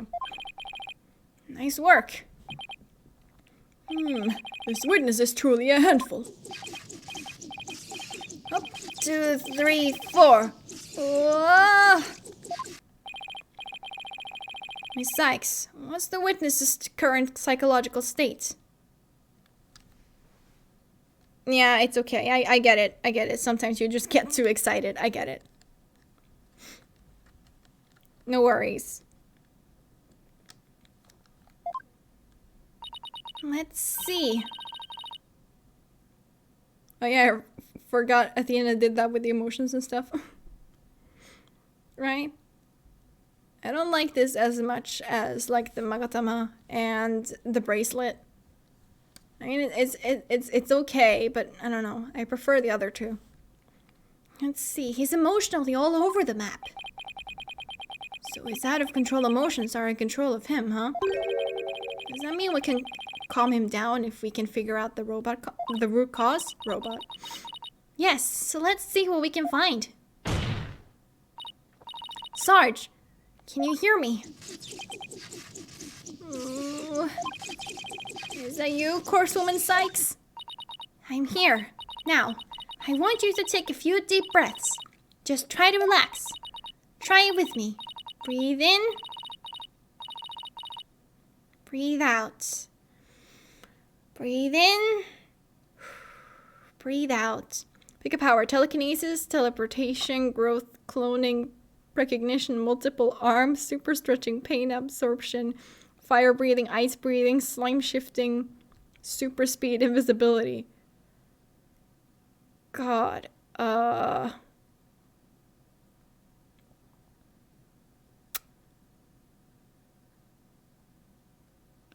I'm not sure.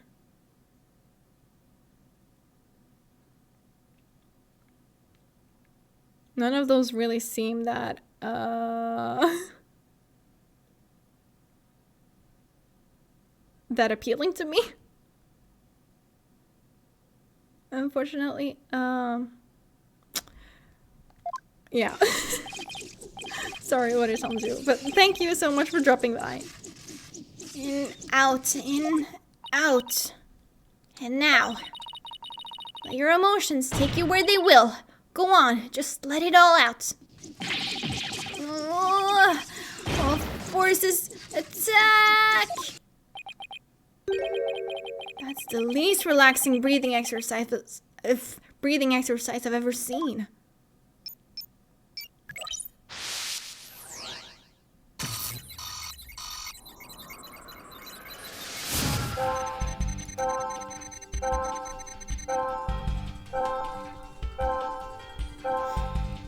I was still hanging around after he got kicked out when I heard more fighting, and I got worried about Papa. So I left my room, but suddenly I got dizzy and passed out. I remember a flame lighting up the room, and Papa grinning with delight. That's when he must have been killed. If only I hadn't passed out.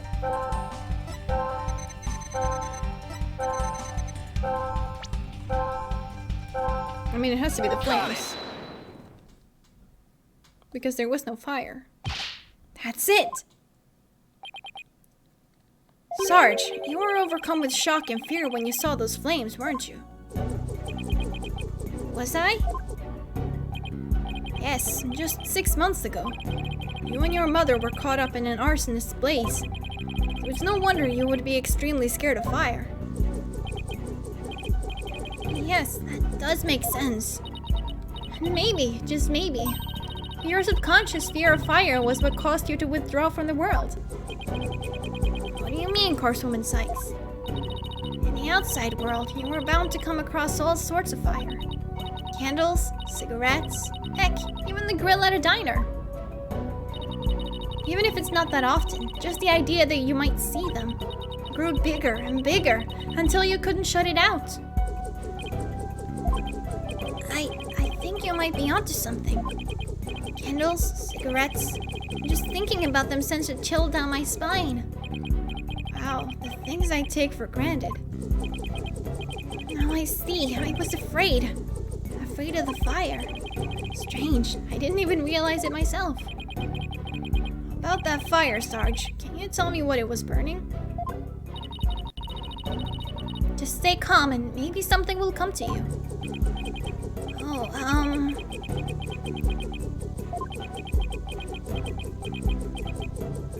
Oh, I'm starting to remember. It was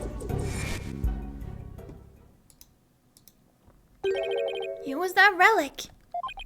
That relic Papa was studying. It was on fire. Was it now? The orb was on fire. It's still kind of fuzzy. But yes, the orb was burning right in front of Papa. And there, in the flames was... Mama? Yes, now I remember. I saw Mama appear amid the dancing flames. Wait, what?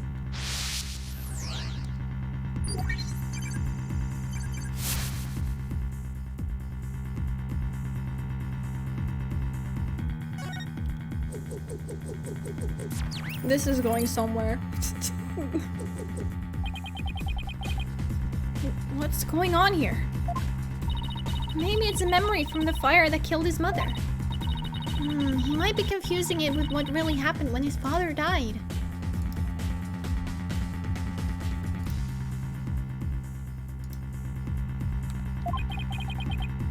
So let me guess. More therapy? Yep, but this time, it seems there's an inconsistency in his statements. And I think we should be able to prove it with the evidence at hand. I hope this inconsistency is the key to proving that the relic really is the Founder's Orb.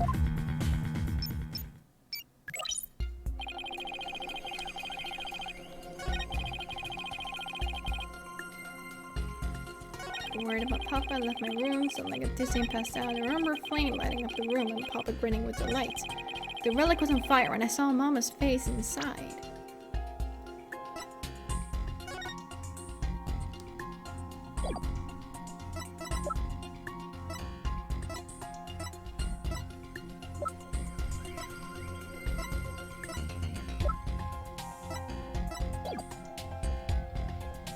Oh, I need to present. Cool.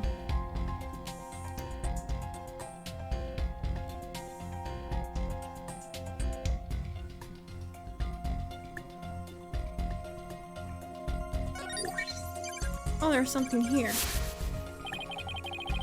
That's when Papa must have been killed. If only I hadn't passed out.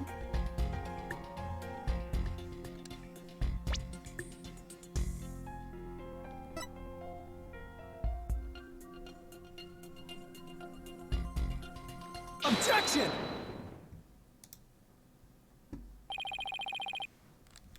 Don't blame yourself, Sarge.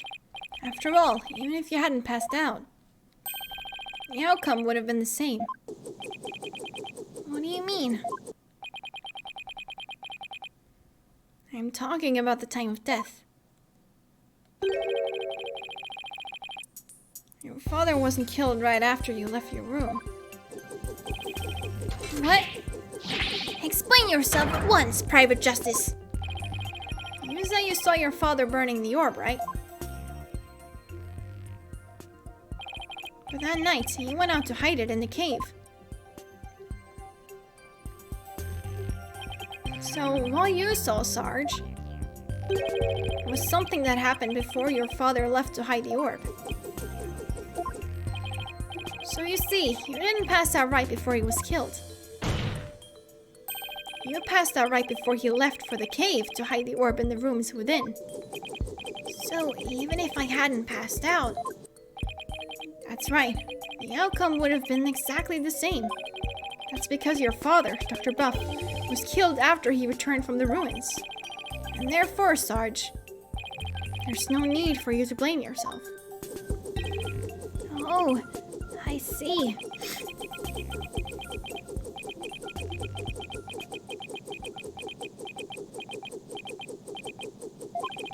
Private Justice, can you really say I bear no blame in this? Why do you ask? Because the truth is, if I hadn't engaged in my siege defense, Papa would still be alive. Sarge, Papa wished nothing more than for me to lead a happy, healthy life. That's why he quit his job and moved us out, away from the big city.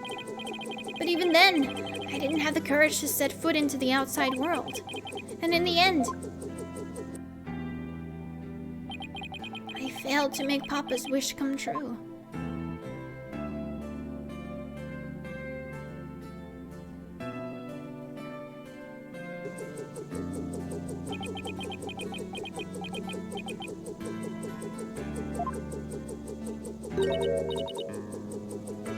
Sarge? Who?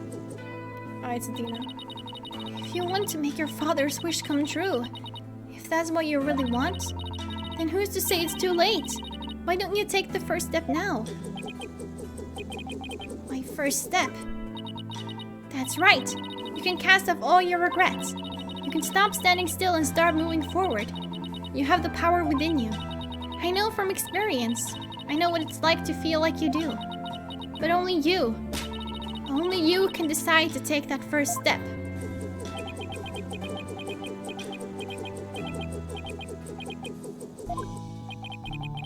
If you don't change your tactics now, Sarge, the victory you seek in the war you're waging will always lie beyond your grasp.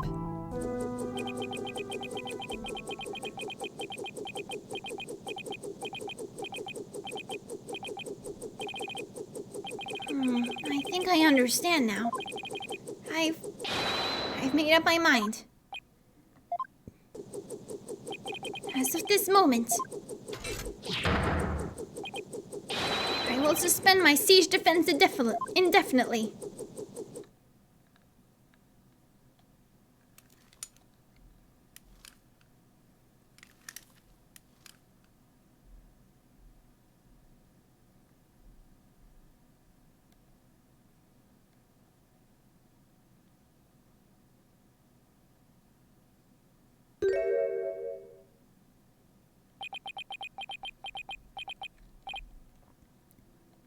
Huh? Sergeant Buff, reporting for duty. What? I thought you were a guy. You're definitely not the gruff drill sergeant I envisioned. She is adorable. Well, my mama was in the Russian army. I was just as shocked, but it certainly explained a few things when I found out too. May I introduce you to Miss Army Buff, age 12. No way. Careful, soldier. Don't forget I could blow you away at a moment's notice. She's just too cute. So, have you always been in a wheelchair, Sarge? Negative. Only since I was injured. In the fire. Your voice sounds awfully different from before. Oh, it does. Okay.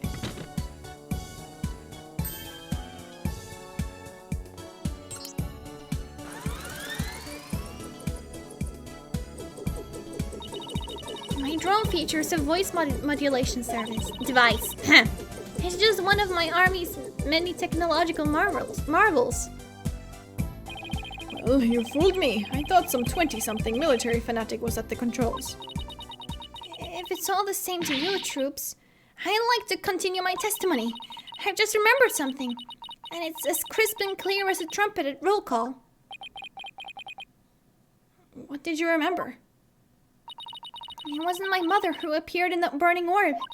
It was some lady Papa had shown me a picture of long time ago. He said it was the Holy Mother, the founder of Koreanism. She appeared right there, right in the burning orb. Huh?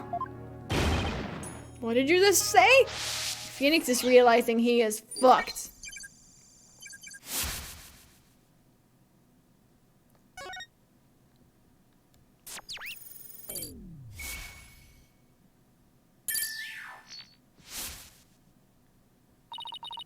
Holy Mother of Koreanism was in the burning orb? What does that even mean? I have a bad feeling about this. Could it be? Could this explain what Sarge means by the Holy Mother appearing in the burning orb? I have to find something that explains it. Oh, wait.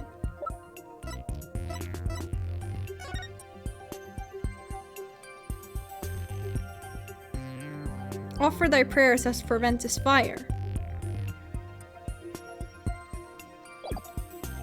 Take that! Dr. Buff's research notes. What do they have to do with this? Okay, there's still some more. Look at this, The burning orb. The appearance of the founder. This part points to both.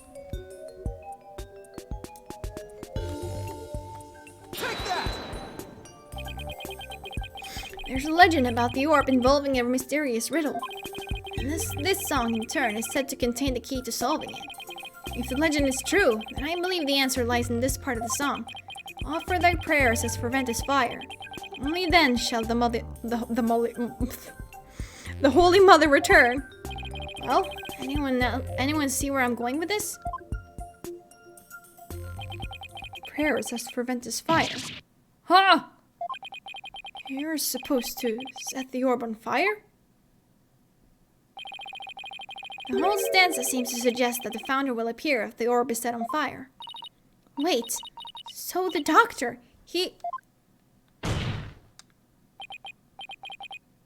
Yes, Athena. He had solved the ancient riddle of the Founder's Orb.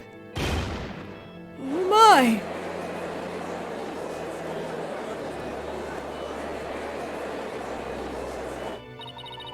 Papa was a great archaeologist, so I believe in him, and I want to believe. I want to believe he achieved his long-time dream of solving that riddle before he died. Well, we won't know for sure until we try it out for ourselves.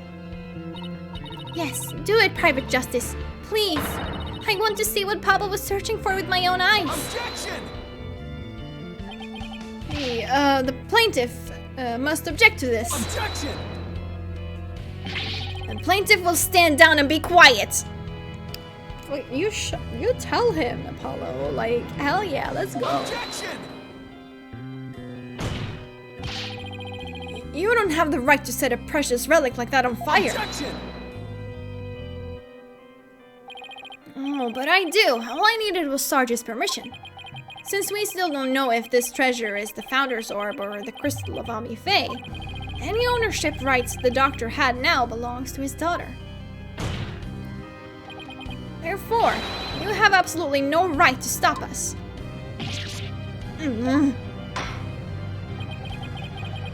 Very well, Mr. Justice. I never thought I'd be saying this, but you may burn the evidence. Alright, here we go.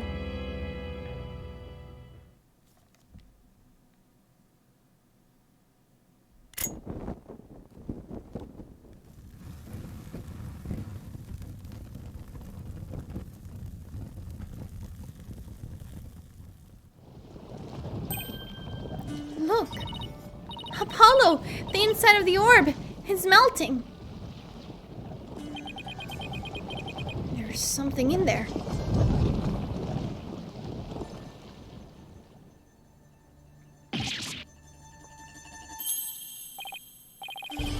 Dirk!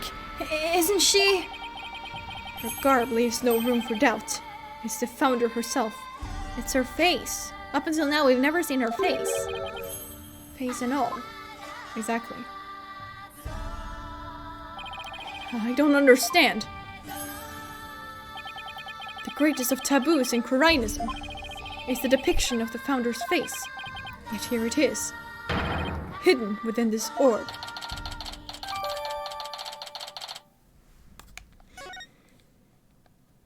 They end up burning the entire court. This court has seen enough. It got bombed that one time. Sorry, Mr. Wright, but as you can see, the issue is crystal clear. This figure is the Holy Mother, founder of Quirainism. And based on that, this must be none other than the Founder's Orb. Objection! How can you object to this? Be that as it may, Mr. Rebel still may have killed the Doctor. If so, it would render the orb transfer agreement null and void. Don't play dumb, Mr. Wright. The truth of the matter has already been proven. Dr. Buff wasn't killed right after Sarge saw Mr. Rebel. It happened after the Doctor came back from hiding the orb. And you have no proof that Mr. Rebel was still around at the time. Fucking get him. Get his ass. Your claim that the Defiant Dragons were behind the crime doesn't hold water. And that means the orb transfer agreement is still perfectly valid.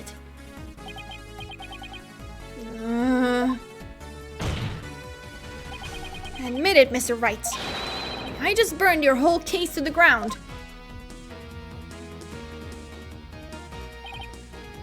No!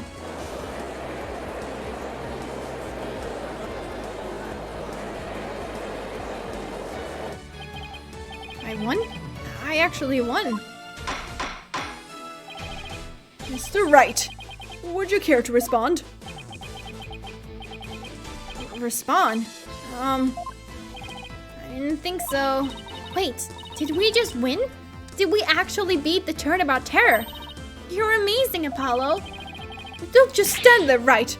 Do something. Well, I don't think there's any digging out of this hole. Mr. Rotation Wimperson, I think it's time for your concession speech. I have proven beyond a shadow of doubt that this is the Founder's Orb. The facts don't lie, but you obviously do. How's that for a campaign slogan? Why, you contemptuous peasant. I think this is a good time to wrap up this trial. If both parties have no further objections, I will render my verdict. No objections here, Your Honor. No.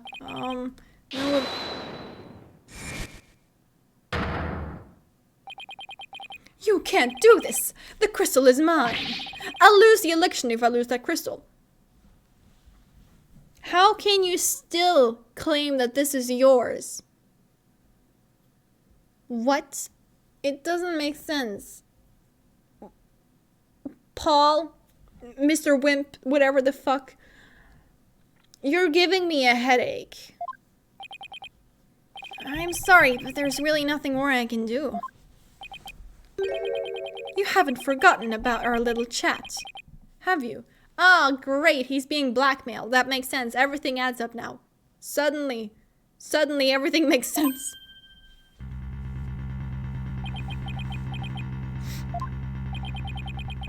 What's going on here? Objection! Your Honor, I object to the defense's last claim. What? I don't believe they have truly proven that the relic is indeed the Founder's Orb.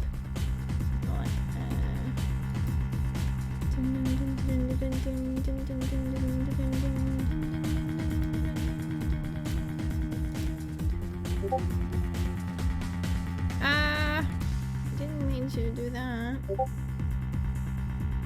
Shush. Can I not fucking turn on the fucking streaming thing again?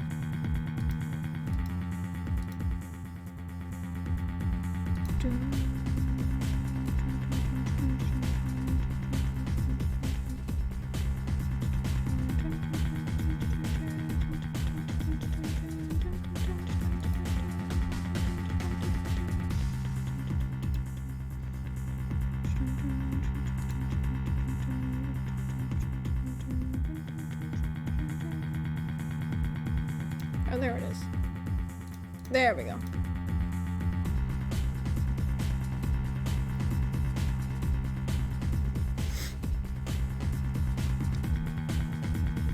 I disabled the streamer mode for my Discord because for some reason it didn't show that I'm actually live on there, which it should do. So to actually enter my settings, I had to fix that, but it didn't work. So I forgot to turn on the streamer mode again. But I fixed it now. Okay. I don't believe that they have truly proven that the relic is indeed the Founder's Orb. Objection!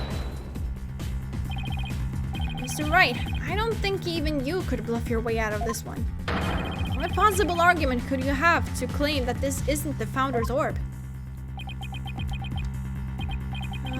About that. Oh, of course. No, fuck you. Fuck you. You bitch. God, no, fuck off. You can't possibly have hit on something. The defense's assertion is incomplete, and this is why. The defense is basing their claim that this relic is the Founder's Orb on a legend. And that legend claims that the Founder will return when the riddle is solved at last. Right, and that's what happened. The Founder was revealed for all to see. But, Mr. Justice, what about the rest of the legend? Huh? According to the legend, once the Founder returned, she would bestow spiritual power onto the person who solved the riddle. You're kidding, right? Well, Mr. Justice, do you feel great spiritual power coursing through your veins? Fucking bluff and just say it's your fucking bracelet. Like, just claim that on the spiritual power. Just like, yeah, of course. I can tell. I'm very good at spotting people's tells. Just now, suddenly, like, wow, all of a sudden, I've never experienced this before.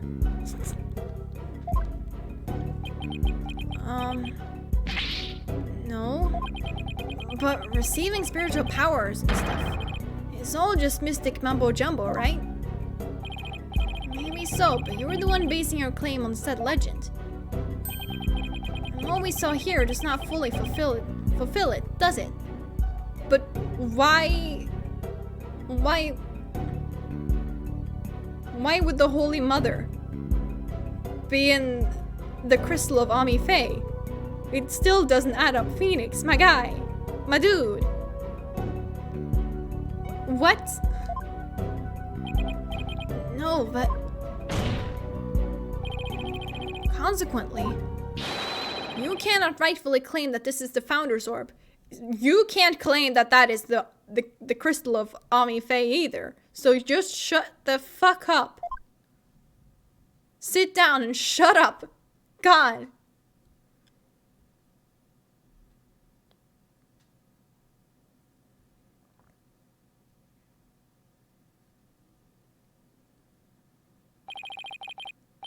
What's gotten into him?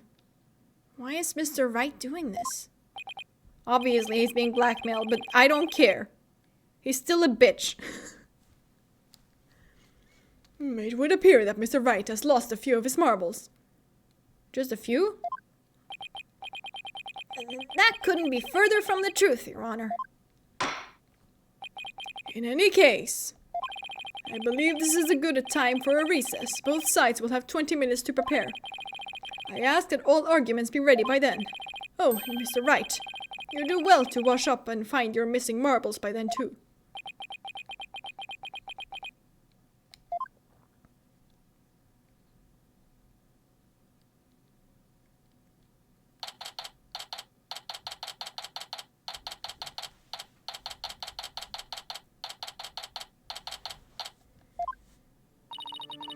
Mr. Wright is sure acting funny. I mean, he's famous for going out on a limb, but that last assertion was just plain crazy. It's either a bluff or a Hail Mary. Either way, it doesn't make much sense. Maybe there's something we're missing here. Although, he seemed perfectly normal when we spoke earlier.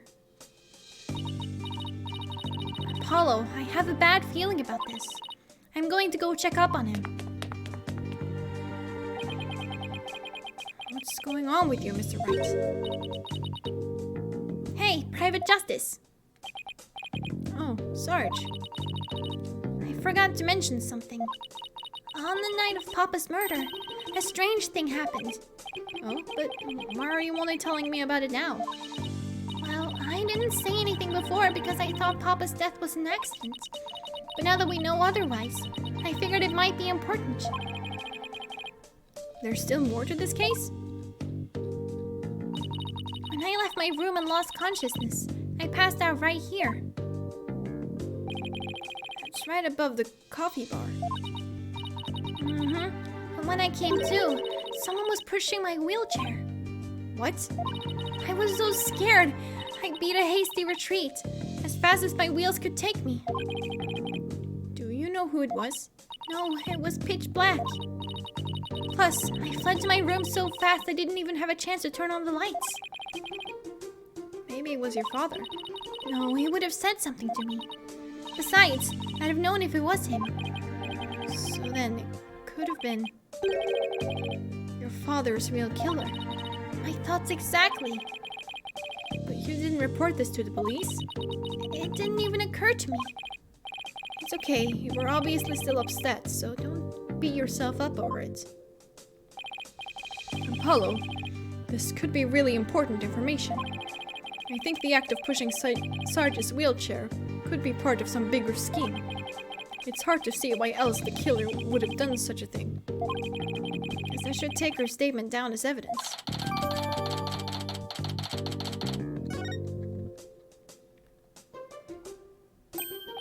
Oh, welcome back, Athena. What's with the long face? How'd it go with Mr. Wright? What should I... Athena? Oops, sorry, zoned out there for a sec. The recess is almost over, so let's go. What was that all about?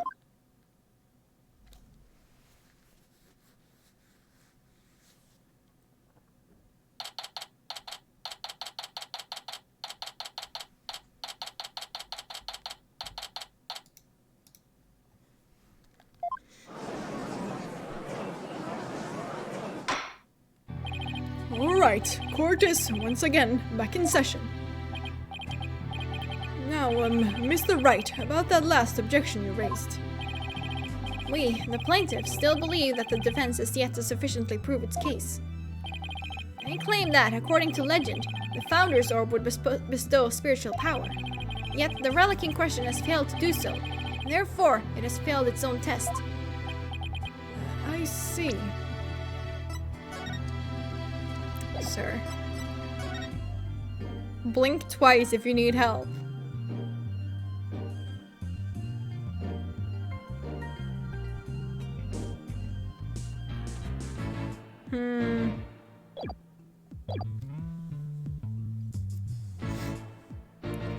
Oh, I get it!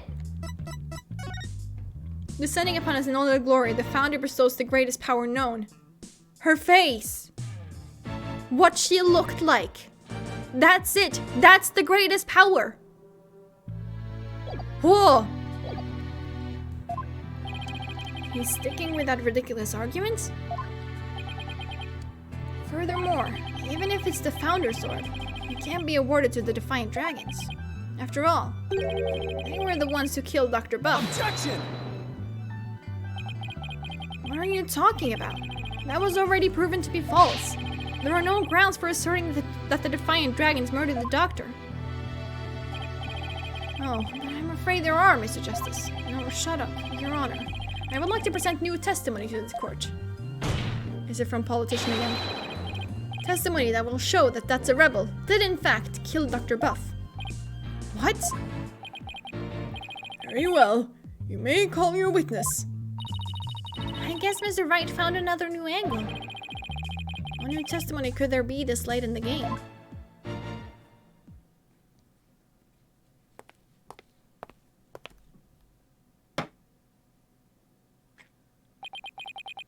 Fellow citizens, it is I, politician, the once and future representative of the people. Jeez, not him again. My client divulged some new information to me during the recess. He remembered something he saw, you see. Something crucial to this case. How very convenient.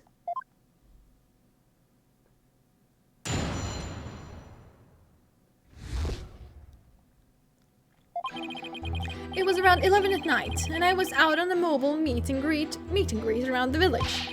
That's when I saw Dr. Buff being murdered from outside his study window. Mr. Rebel snuck up from behind and struck him on the head. His weapon of choice? A suitcase. A big, strong man like him could easily swing a heavy suitcase into someone's head. God. You saw the murder as it happened. And you're just telling us now because... I saved the best for last. It's a tactic known to all the political greats. Like I said earlier, this is a court of law. That's not how this works. If you consciously avoid telling the court things such like this, what's it called? Sorry, I don't know my my court vocabulary. No, what's that? Whatever.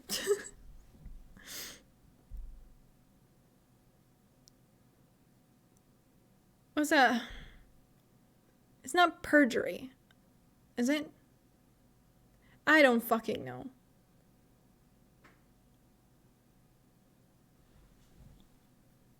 Is it contempt of court? I don't know. Something like that. Anyways, I don't. Moving on. The murder weapon was a complete mystery. Isn't it perjury? I think so. I'm not sure. Hold on. Let me Google. Ah. I hit my mic by accident.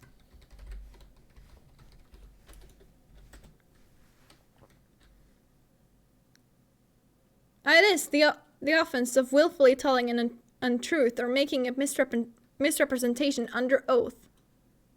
So yeah, it is perjury. You're right.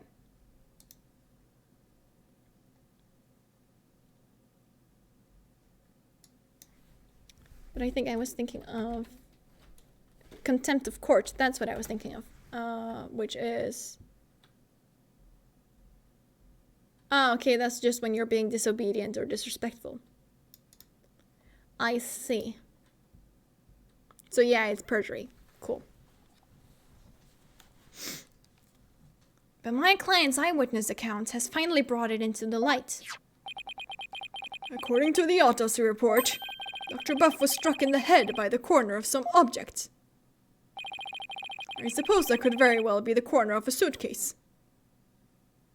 Yes, because suitcases are known to be very sharp in their corners. Yes, look at those sharp corners. Objection! But eyewitness testimony isn't the same as hard evidence. Wait, who was actually the, not the army, not the statement.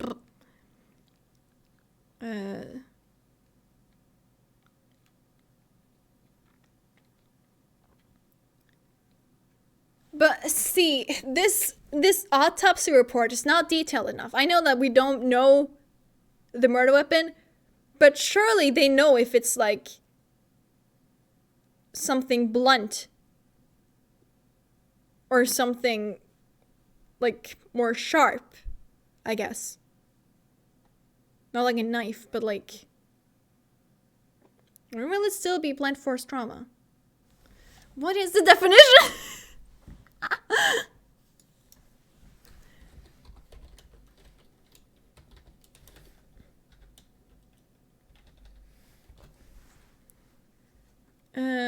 Impact with a... Yeah, blunt force trauma. Injuries resulting from an impact with a dull, firm surface or object. So... I guess it would still be blunt force trauma, but... Like, surely, if it was, like, with a corner of, like, a box or something, surely, like, there would be, like, some kind of, like, indentation. Whatever. It's a game. It's not that deep. But eyewitness testimony isn't the same as hard evidence. Oh, I wouldn't worry about that if I were you. What's that supposed to mean? We have physical evidence too. A luminol test revealed. Oh, you gotta be shitting me. Doctor's blood on Mr. Rebel's suitcase. Really? But how does that prove Mr. Rebel used it as a weapon? Objection! You should know the answer to that, Mr. Justice. Since you know as well as I that the suitcase is covered in his fingerprints. I forgot we dusted it right in front of Emma. God damn it. This is a mess. I don't know this. Maybe that's why I repressed this. It's like, no, this is bullshit. Phoenix would never.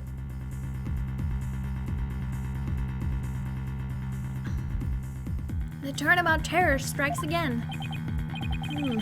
This is quite convincing testimony and evidence. Nevertheless, you may proceed with your cross-examination, Mr. Justice.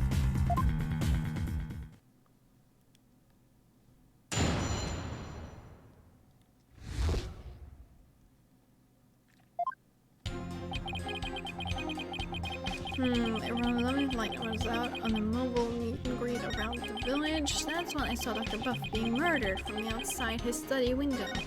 Mr. Rebel snuck up from behind and struck him on the head. His weapon of choice? A suitcase. Wasn't that suitcase like ridiculously heavy? Do I not have anything about fucking goddammit? Hold it! Are you sure? Positive. I saw with my own two eyes. Yet, despite your certainty, you kept quiet about it until now.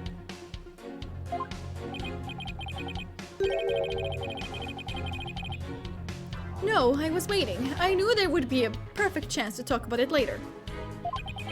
Information must always be disclosed in a strategic manner. Not in a court of law, you dummy. That is one of the lessons of kingcraft as taught by the Etitian clan. Is there a lesson by chance in the Etitian kingcraft guidebook on being honest? Can someone tell him he's committing perjury by like not saying certain things? Anyway, I saw Mr. Rebel commit that heinous crime. Of course you did.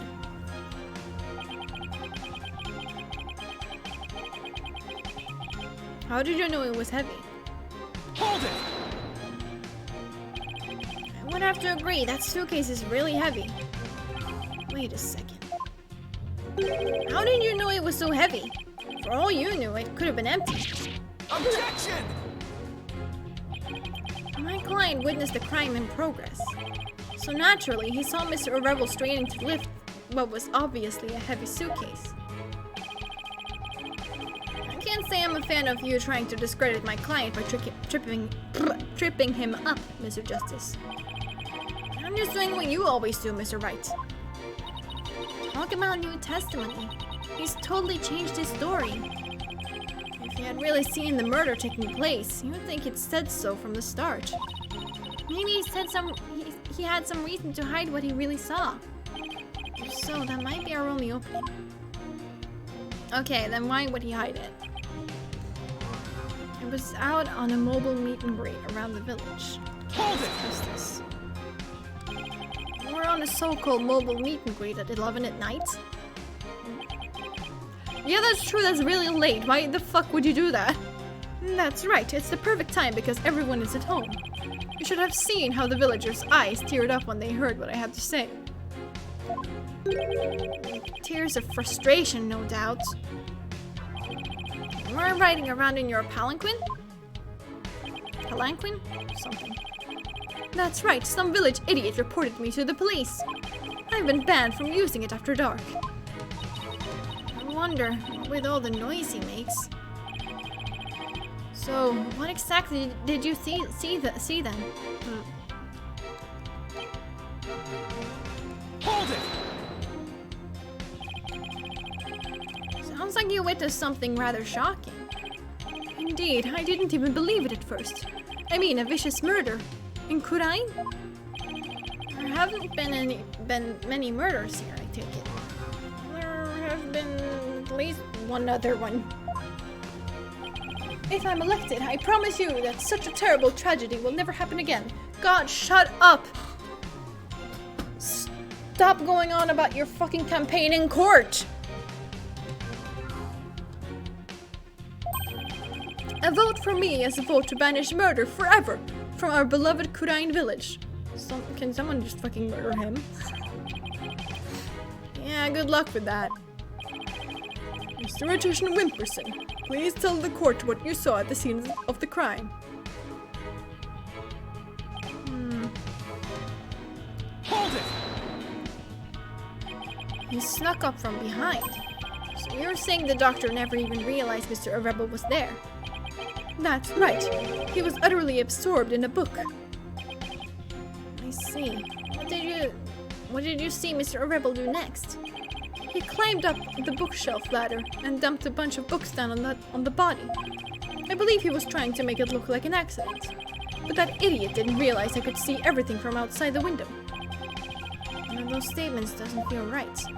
Your Honor, I believe the witness made an important statement just now about how...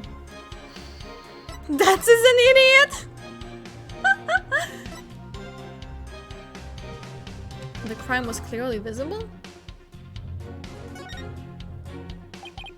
If the crime was visible through the window, that's earth-shattering testimony. Is it? I'm not sure anymore either. Because to my ears, it sounds like a rather obvious fact. Oh, sorry. I'm good then. Very well. Will the witness please continue with his testimony? Let me go back and use something else. Hold it! But he was reading a book, probably. Yeah, the book thing. The doctor was reading a book at the time of the murder. A murder? That's vital testimony. Very well. The witness will please add that statement to his testimony.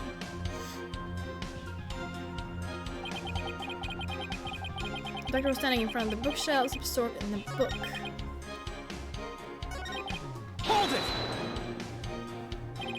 You watched a murderer commit his crime and did nothing to stop it?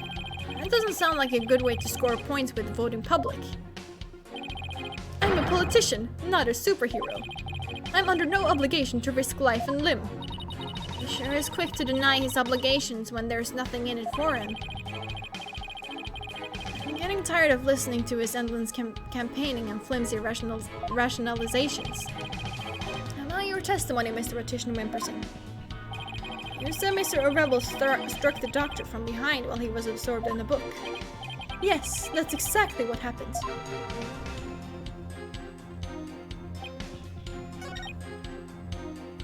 Hold it! I would have to agree, that suitcase is really heavy. Wait a second. Oh, I already did this one. Objection!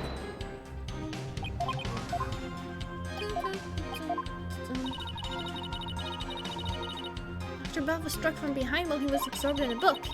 He must have been really into it. It doesn't add up. What doesn't? That politician is lying.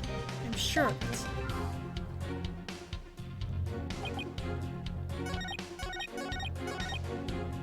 Hold it! Are you sure it was a suitcase? Positive, I saw it with my own two eyes. Yet, despite your certainty, you kept quiet about it until now. No, I was waiting. I knew there would be a perfect chance to talk about it later. Okay, I already read this one. Okay, no, I didn't mean to click that! Fuck!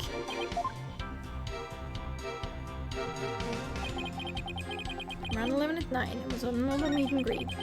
That's when I saw Dr. Buff being murdered from outside his study window. Mr. O'Rebel snuck out from behind and struck him on the head. The doctor was standing in front of the bookshelves, absorbed in the book. I'm also getting really tired.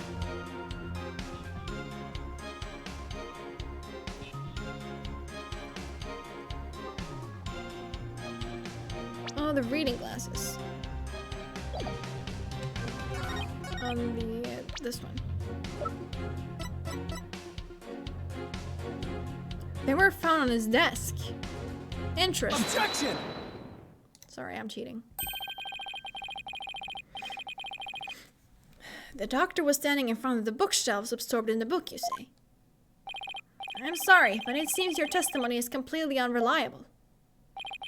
That's quite a bold statement. Well, let's hear you back it up. I challenge you to prove that I am anything but 100% reliable. Alright. It would be my pleasure. Lately, it seems the doctor's eyes had gotten so bad he needed reading glasses. However, his reading glasses were over on his desk. So you see, okay, Darman, there's no way he could have been reading in front of the bookshelves. I'm sorry, Mr. Attition Wimperson, but I'm going to have to ask you to explain this discrepancy to the voting public.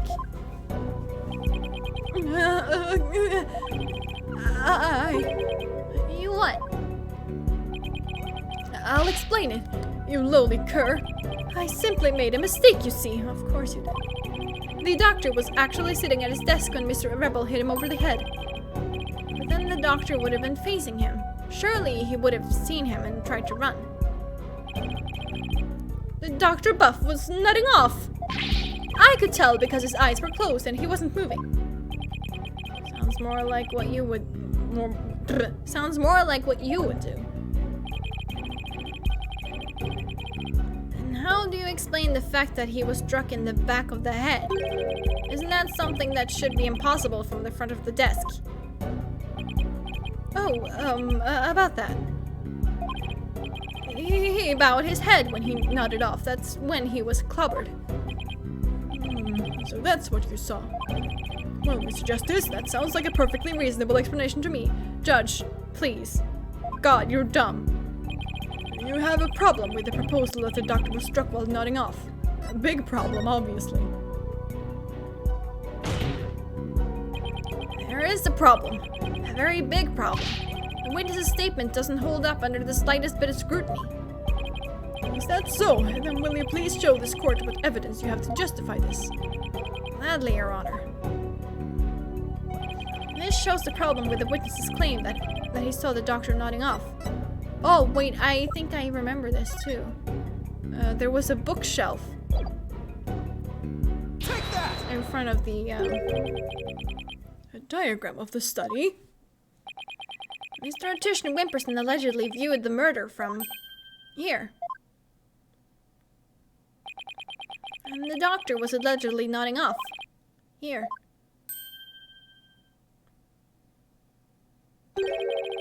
But from his vantage point, the bookcase would have blocked the witness's line of sight.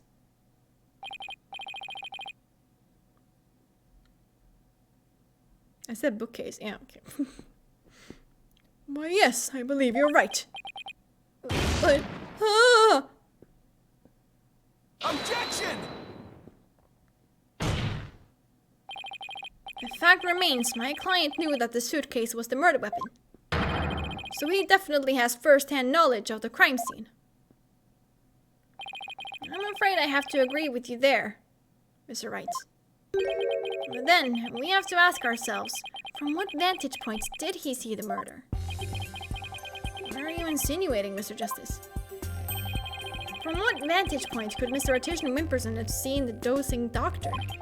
Once we determine that, I believe we'll finally see the truth behind this incident. The witness saw the murder from right here. Up here or here?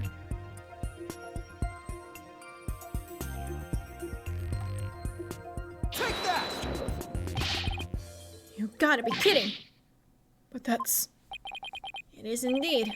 But everything only makes sense if the witness was there in the study. Inside the study? But that's the scene of the crime! I know, Mr. Atishna Wimperson, the man who claims to be a witness to the murder, was most certainly in that very room.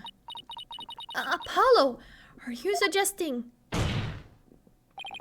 Mr. Atishna Wimperson, weren't you the one who actually swung that suitcase? Objection! What you're proposing is ludicrous. My client is a small, thin man, whereas Mr. Rebel has musculature to pull it off. That's the point.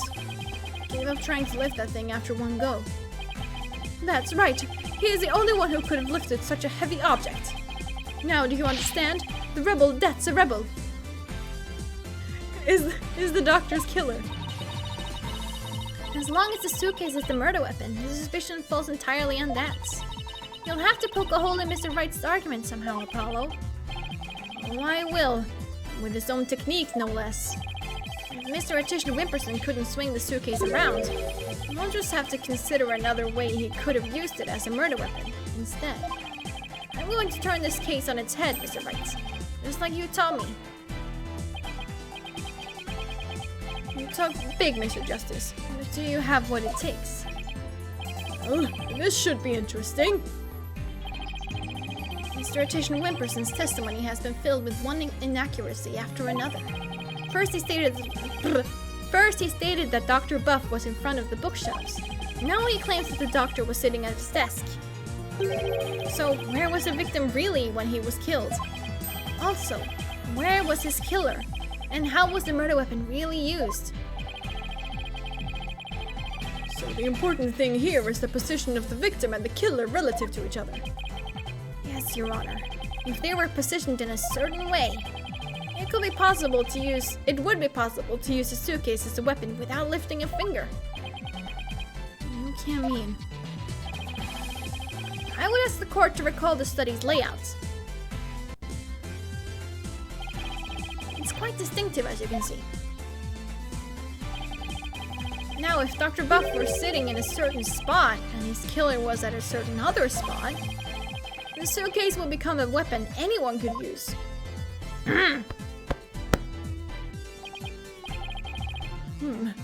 Very well, Mr. Justice. Where was Dr. Buff's killer at the time of the crime?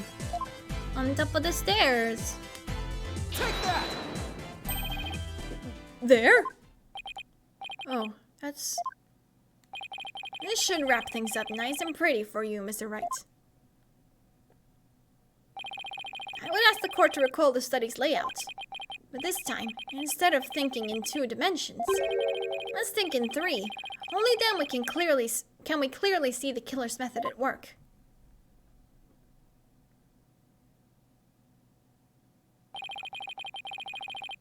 The killer didn't have to swing the suitcase. What if he missed? That would be really fucking funny. If he used gravity to his advantage, that is.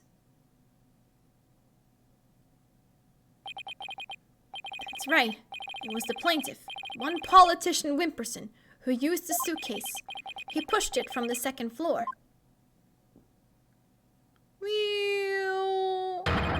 And sent it hurtling down onto Dr. Buff, who was sitting at the coffee bar.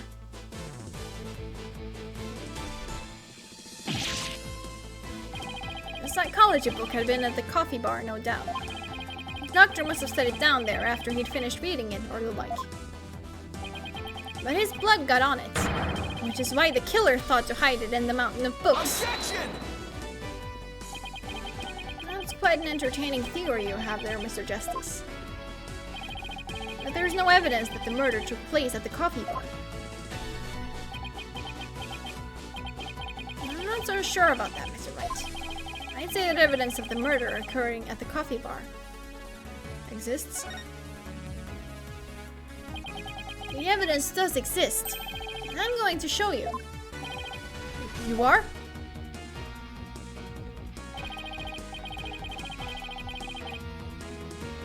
This right here is proof that the murder took place at the coffee bar. The coffee on the book? Take that! Yes, cool. This brown stain was determined to be coffee. What's more, it was still a bit damp when we saw it yesterday morning. One look at this book speaks volumes, I'm afraid, Mr. Wright. He tells us the doctor was having a cup of coffee at the coffee bar. That's when the suitcase came hurtling down, striking him on the head. But like, what if you just like gave it too much or too little momentum and it just kind of missed him? Would it just be like, oh, I am so sorry, I didn't see you, I didn't see the suitcase and I stumbled on it, I'm so sorry, so very sorry. And then he's just kind of muttering under his breath, just like, God damn it, fuck it. I knew I'm not good at physics. Something like that. Causing both his blood and his coffee to spatter onto it. Well, Mr. Attrition Wimperson?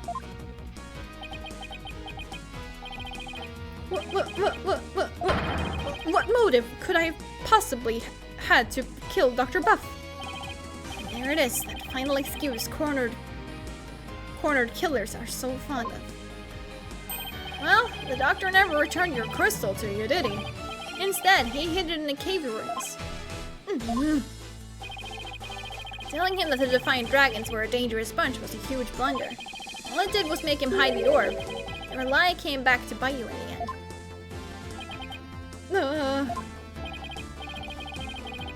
Even worse, the doctor saw the news reports, so he knew the relic was the Founder's Orb. Being the conscientious researcher he was, he knew he had to return it to its rightful place. Or conscientious. God, conscientious. God. And that meant keeping it out of your hands. You were so angry that he refused to return the relic to you. Now you killed him with your own hands. Isn't that right, Mr. Attrition Wimperson?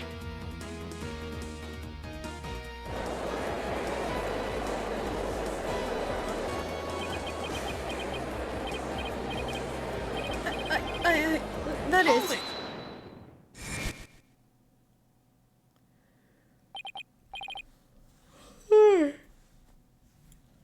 Apollo! Please don't accuse my client of murder. Huh? What do you mean, don't accuse him? Why would you even say that, Mr. Wright? What I meant was, he's a promising politician with a bright future ahead of him. It's in our nation's best interest to avoid burdening him with the taint of scandal. Say what?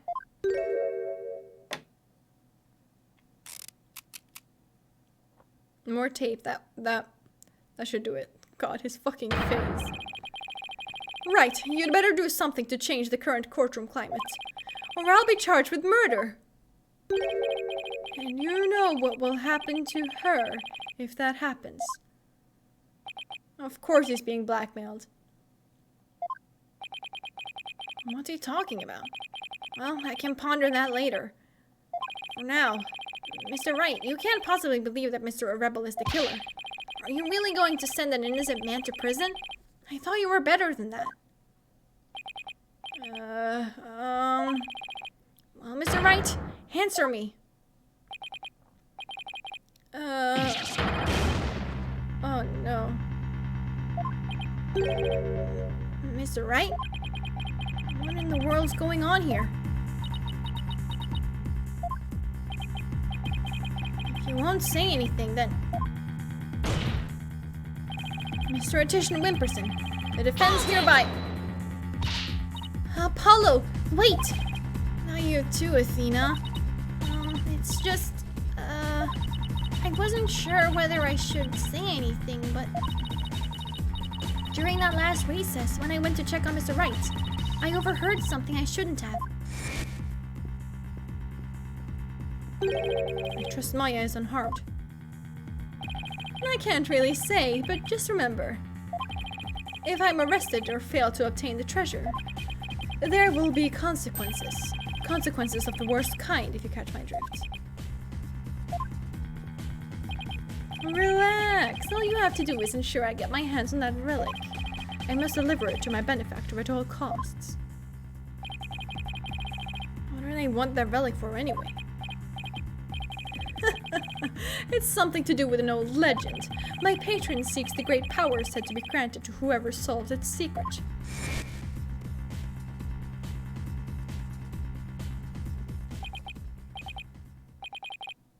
Maya? As in Maya Fey? Yes, the boss's legendary former assistant. Miss Fey's being held hostage? So it seems. Why didn't you tell me as soon as you heard this? Sorry, it's just Mr. Wright spotted me before I could slip away, and made me promise not to tell you. He said it would make things more difficult if you found out. As if things weren't already hard enough. So that's why Mr. Wright was acting so strange. I had no idea. This must have been excruciating for him. Think, Justice. There's gotta be something you can do. Mr. Justice, about that last statement of yours. I believe you were in the middle of accusing the plaintiff of murdering Dr. Buff. Would you care to continue? I'm sorry, Apollo. I'm really, really sorry. What's gotten into you two? If I accuse that slime bag, I put Miss Faye's life in jeopardy. It seems you've finally caught on. I'm far too important to be accused of murder. After all, our nation's future rests squarely on my shoulders. Either I give up or...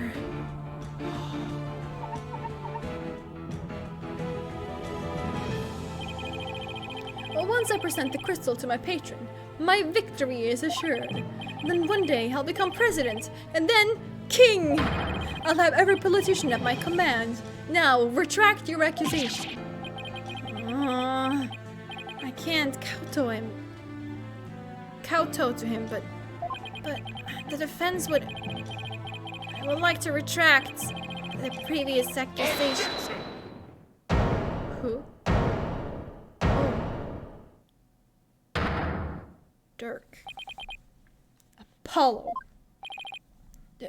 Dirk? I don't know what's going on here. But a lawyer should never look the way you do right now. With defeat and resignation written all over your face. A dragon never yields. Cool. Thanks, my guy.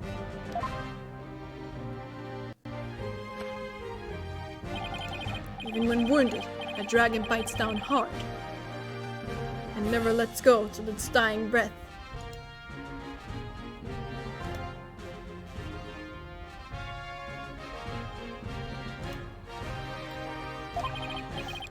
It glares, it roars, and it latches its jaws firmly onto its prey till the bitter end.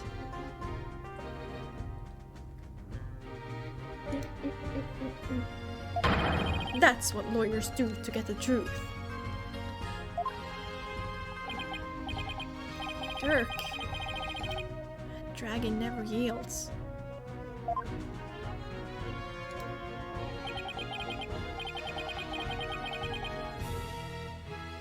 He's right. It's all over if I give up now.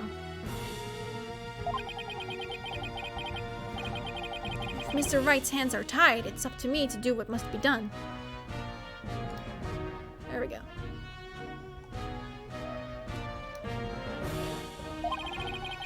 He's saved my neck so many times.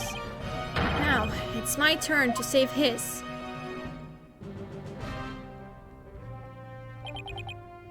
Dirk, thanks for that wake-up call.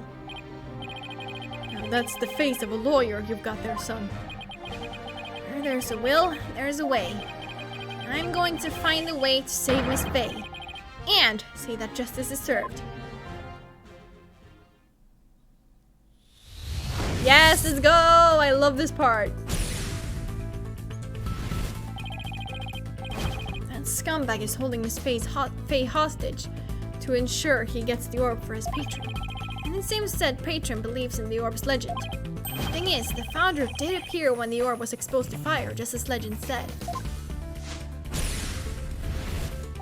If the legend is true, then we have already solved the riddle, right? Not yet.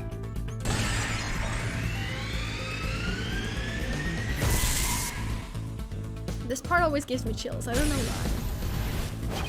The legend says the founder will bestow great spiritual power when she returns. Where does it say spiritual power? It just says bestows the greatest power known, nothing about spiritual power, just... But if that's true, it means we haven't solved the whole riddle yet. But how can that be? Are we missing something? Maybe the part about the founder returning should be taken literally. But how would it be possible for a dead person to return to the living? Channeling. Time travel. Cool, right? The founder can return through channeling. Oh, I know. There is a way for the dead to return. Spirit channeling. Of course, you'd have to know what the founder looks like first. But the orb has revealed her face to us, so what if it's a sign that we should channel her? Given the fact, in order to solve the riddle and receive the founder's power, I need to practice channeling a spirit medium.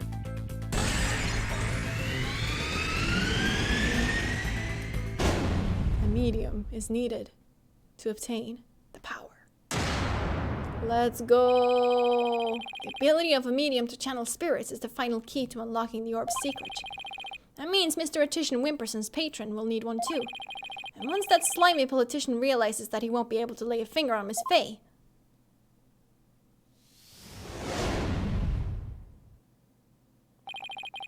Everything's going to be okay, Mr. Wright. Wait, what was that? What? Did I read that wrong? Once the slimy politician realizes that, he won't be able to lay a finger on Miss Faye. I didn't notice the comma. That's my fault.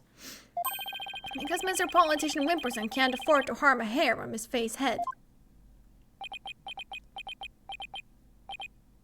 Huh?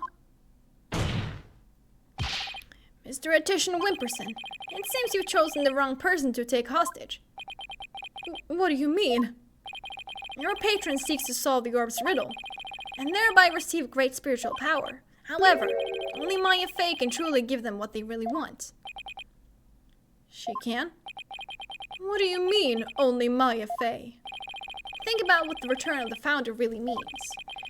We should have considered it more literally. After all, the orb was made in the kingdom of Khura'in, the birthplace of spirit mediums. Ah, I think I see now. You need to know what the deceased looks like in order to channel them. And also their name. Do we know her name? But in Khura'inism, depicting the face of the founder is taboo. However, her true face was hidden in the orb. Oops, pardon me. So maybe the orb is telling us to try channeling the founder. Exactly. Through a spirit medium, the founder can quite literally return. And if the legend is true, the founder just might bestow spiritual power on someone when she does. It's like when pearls imbued my Magatama with spiritual power. A human could be imbued with such power in a similar manner. It is said the founder possesses immense spiritual power. Such a great feat would not necessarily be beyond her. Wait a second. Then the legend is true. You understand now, Mr. Attition Wimperson. You are holding hostage the final key to unlocking the orb's secret. And if anything were to happen to her, the riddle would remain unsolved forever.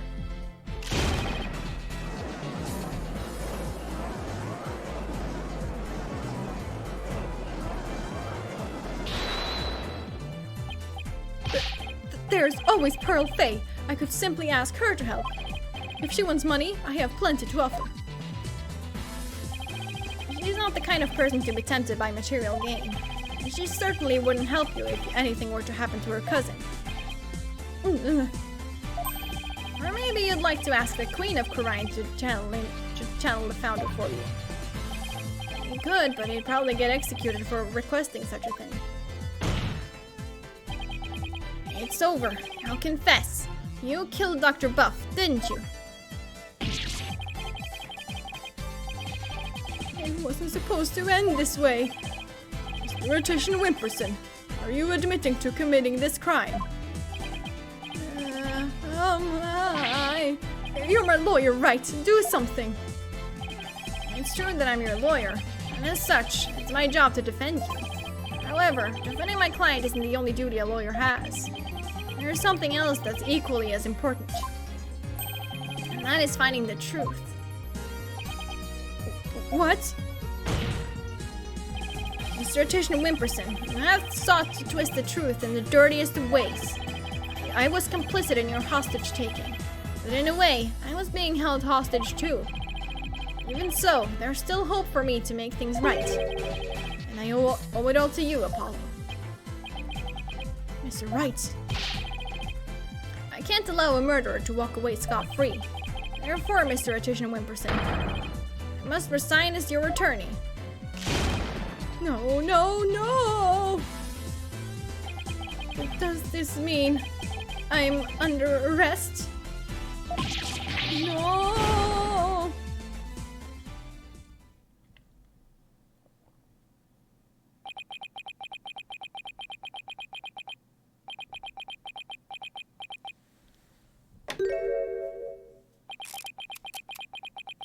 Even more tape.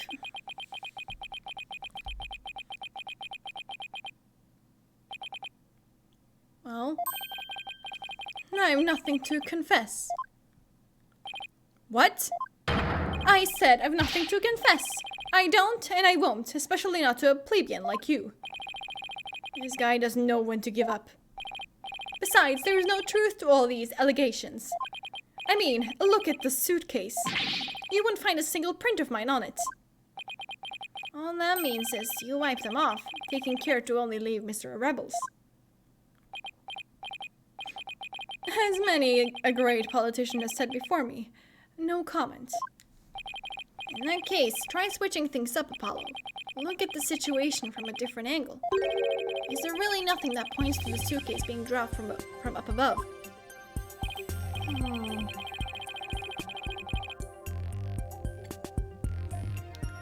Evidence that points to the suitcase being dropped from the second floor.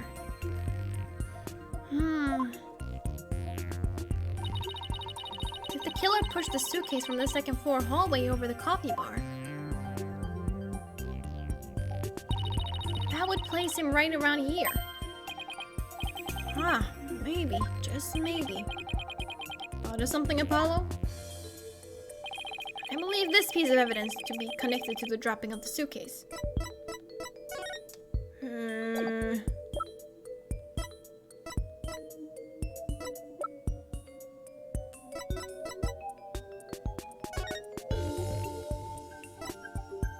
This?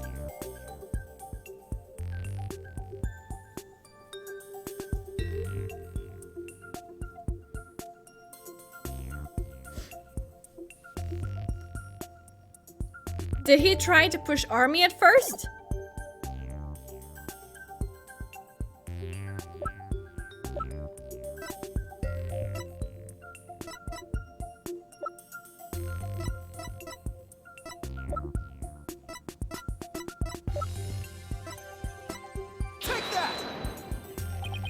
That appears to be a statement, but how is that related to this case? On the night of the murder, Your Honor, Miss Army Buff physically left her room. That's when she saw the doctor burning the orb and subsequently passed out. Right above the coffee bar. With her there in her wheelchair. The killer wouldn't have been able to drop the suitcase down onto the doctor. Oh, okay, so he just moved her. Good point.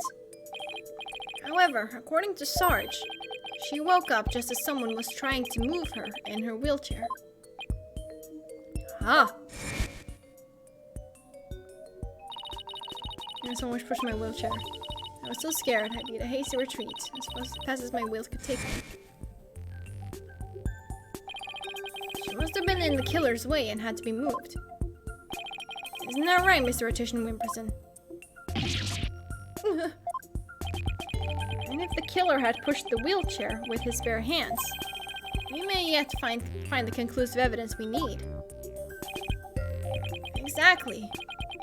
Fortunately for us, that evidence slipped right through the killer's fingers.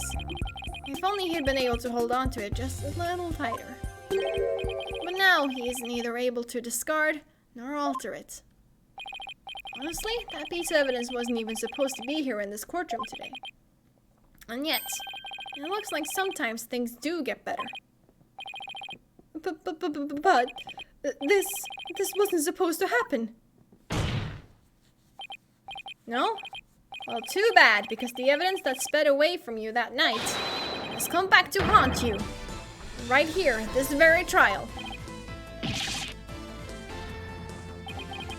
Your Honor, the defense's final piece of evidence is on this person. Oh, there. Why is Edgeworth here? I saw him earlier and I was like, why is he there? We haven't seen Edgeworth. He's just there. He's just...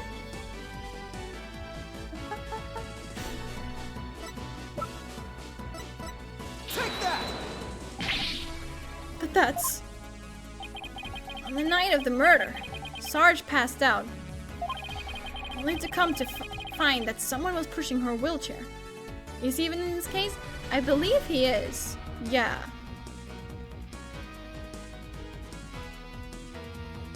I remember there was like this one scene later in this episode.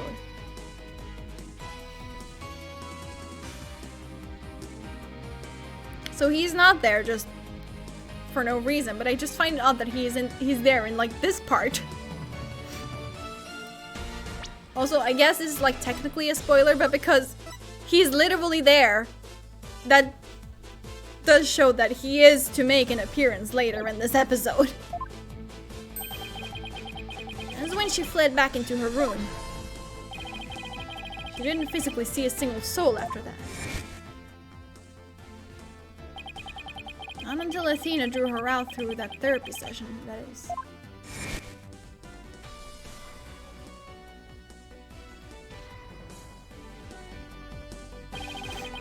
The killer was able to wipe the prints on the suitcase. The same can't be said for the prints that got away. My fellow Kurainians. Well, Mr. Politician Wimperson, try to explain your way out of this one. The podium is all yours.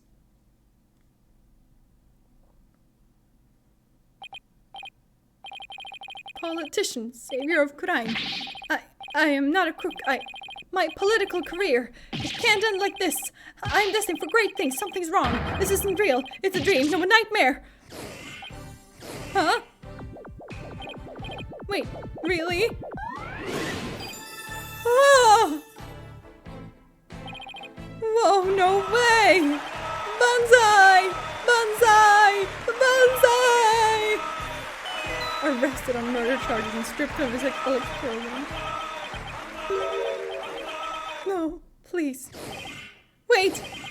Don't go! No, no, please! Grandpa!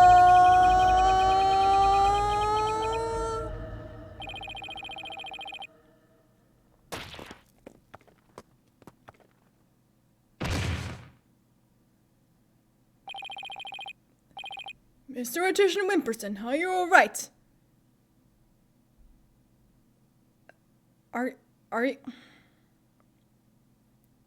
Are you alright? I think he just had like a mental breakdown.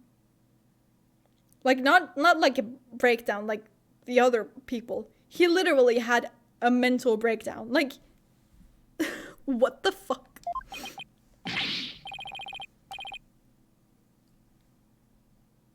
This was an actual breakdown. Yeah, like what the hell was this? Edith, get him to the first aid station on the double.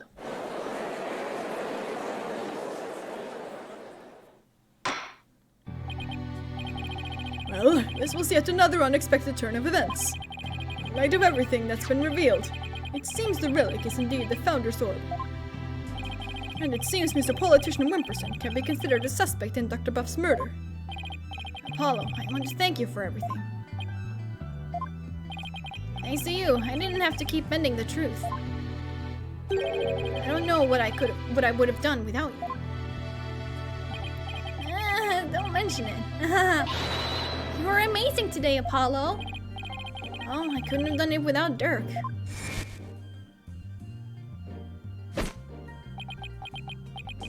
A dragon never yields.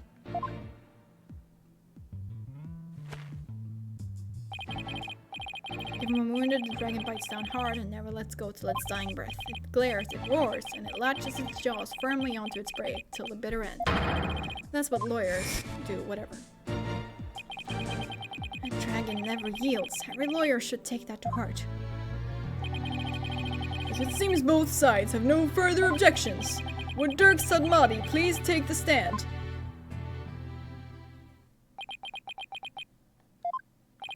This court awards the orb to the Defiant Dragons per the stated transfer agreement.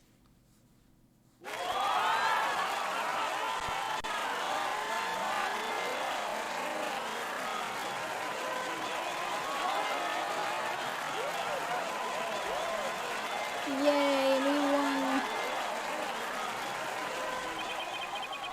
Should the Kingdom of Kurain claim ownership, the matter may have to be deliberated in court all over again. I just hope, or shall I say pray, that I am not the judge presiding over that one. Indeed, a trial like that might spark an international incident.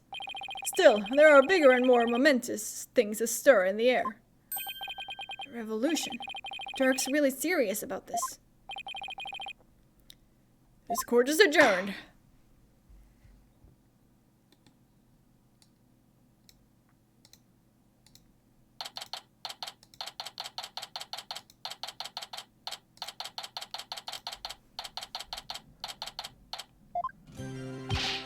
Nice work, son. You've finally broken through the last obstacle and on the road to revolution. Revolution? It just doesn't seem real. Yes, to think you actually defeated the Fighting Phoenix. All I can say is, it's my boy. Well, Mr. Wright did have his hands tied. Who knows if I'd have won, if he had been able to fight me head on. I say more like you saved Mr. Wright. Saved him. Yeah, remember what he said? He didn't have to bend the truth anymore. And it was all thanks to you.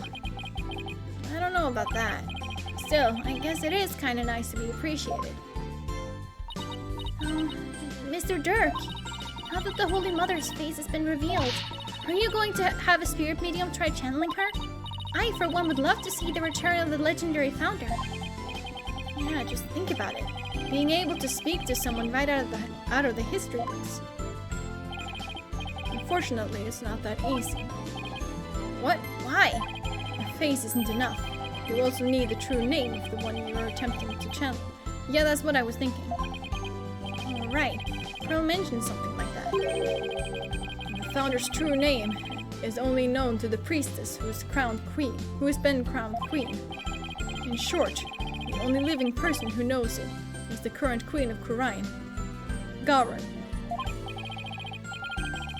Oh, so without her help, we won't be seeing the founder anytime soon. That's no fun.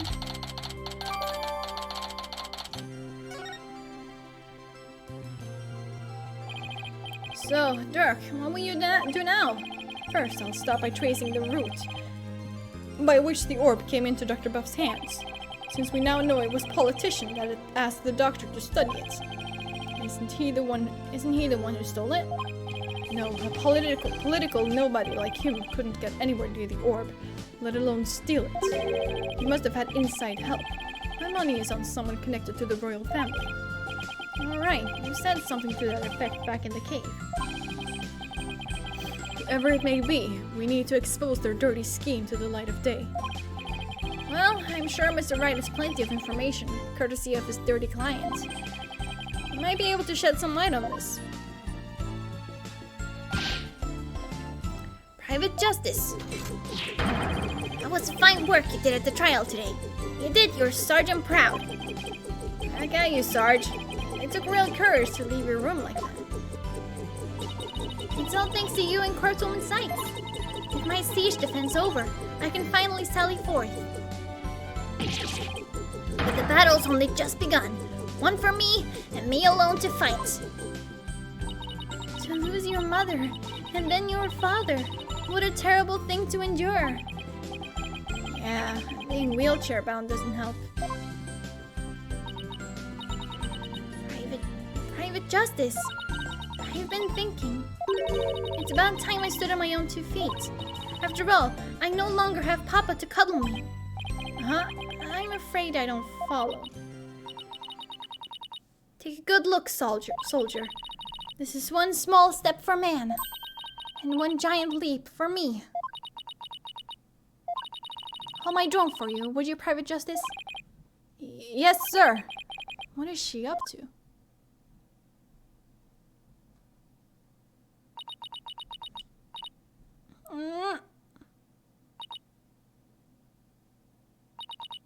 Whoa!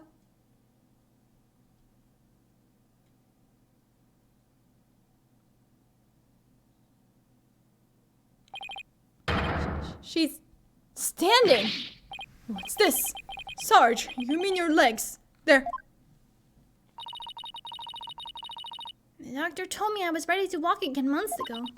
But if I admitted I could walk, I knew I'd have to leave the house. Oh. I was like, why? Would he kick you out? No. She just means like in general. I feel you, girlie. Honestly. So I faked it. It makes sense, but... I kept pretending I couldn't walk. But I know Papa is watching over me now, and I'd hate to disappoint him. So from this day forth, I'm going to march forward on my own 2 feet. What a brave kid, trying to move forward like this. But it must be so hard this soon after her father's death. Don't you ever stop. You just keep on walking, comrade. Stay brave, because there will be days when you'll want to stop. But I'll have faith you'll find a way to... I have faith you'll find a way to muster the strength to push through them. Yeah, you can do it. Hey, Daddy's back.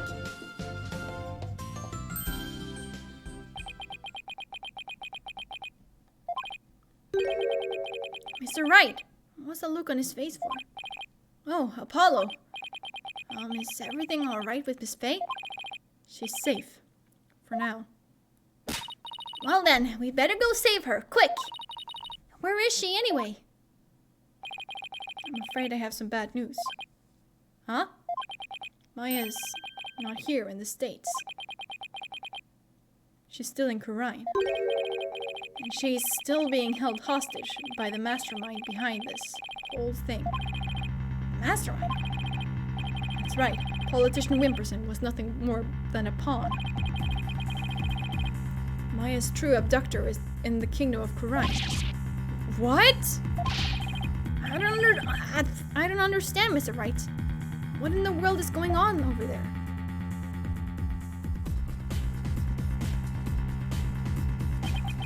But as shocking as that news was, it was only the beginning. The beginning of something big.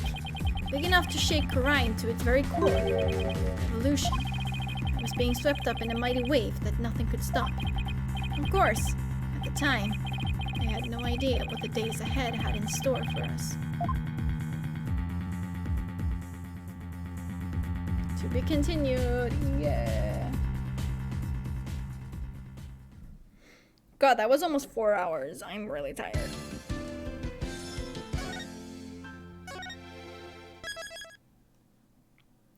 Ha. Anyways, yeah, I'm gonna end it there. So, yeah, I hope you had a good time here. What else? Oh yeah, the Mario Party All-Stars? No. Yes? The new Mario Party, well, the new old Mario Party, whatever the hell you were supposed to call that, is being released very soon, and I'm really excited to play that. Probably with my sister. And also, November 5th, there is gonna be like a bunch of Animal Crossing stuff, which I'm really excited for, because I haven't played Animal Crossing in so long. There is a new DLC, which I'm gonna get. There is a new major update. And, yeah. So, like, this takes me back to the whole new Nintendo Switch Online expansion subscription thing. Which I was originally gonna get because I thought it can't be like that much more. So like I think that will be worth it to be able to like play Nintendo 64 games on my Switch because I use my Switch a lot. And yeah, no, I did not expect it would be that expensive. So if they come out with a monthly version, which will cost like $4, I would be more inclined to just like upgrade it for like a month and then like use it with my family or something for a month and then just go back to the regular one, which I use frequently. But yeah, that's Nintendo for you. Yeah, it's really a shame.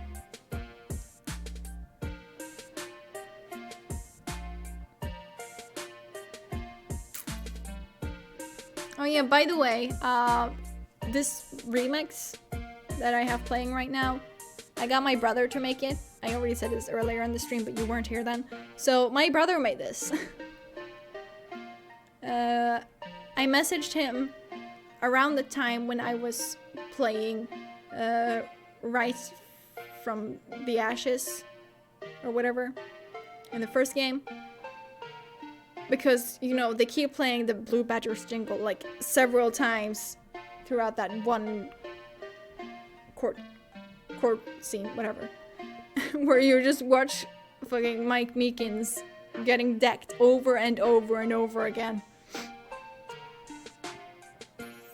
So I thought, why not make that song into something, you know, that does not make you just want to kill yourself? Security tape, exactly. That part's a nightmare, exactly. So I thought, why not just make it into something more cool? So I just sent him the song and asked him if he just could like make a remix of it, and he did. And I think that's pretty cool.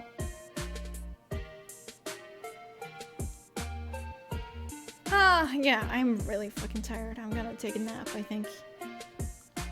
You still streaming at the same time?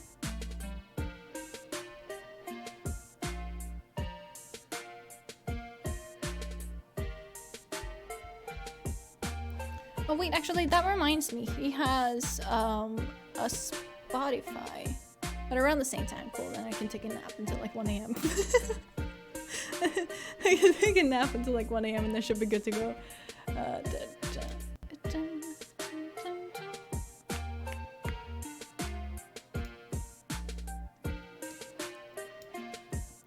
God, Spotify, please load.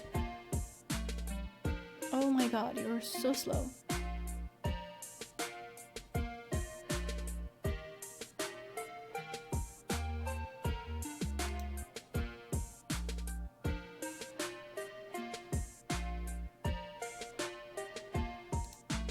No, that's not what I meant to do.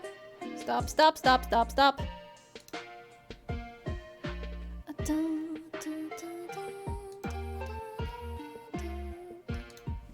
Alright.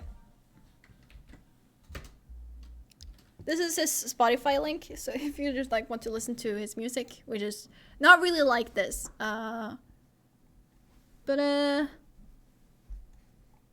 that would be much appreciated.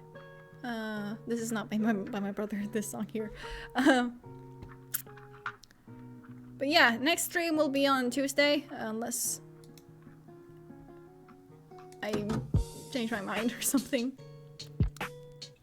But yeah, I'll just see you on Tuesday, and with that, or hearing, yeah, I'll end it here, and I hope you have a lovely evening. And I'll see you next time. Bye-bye.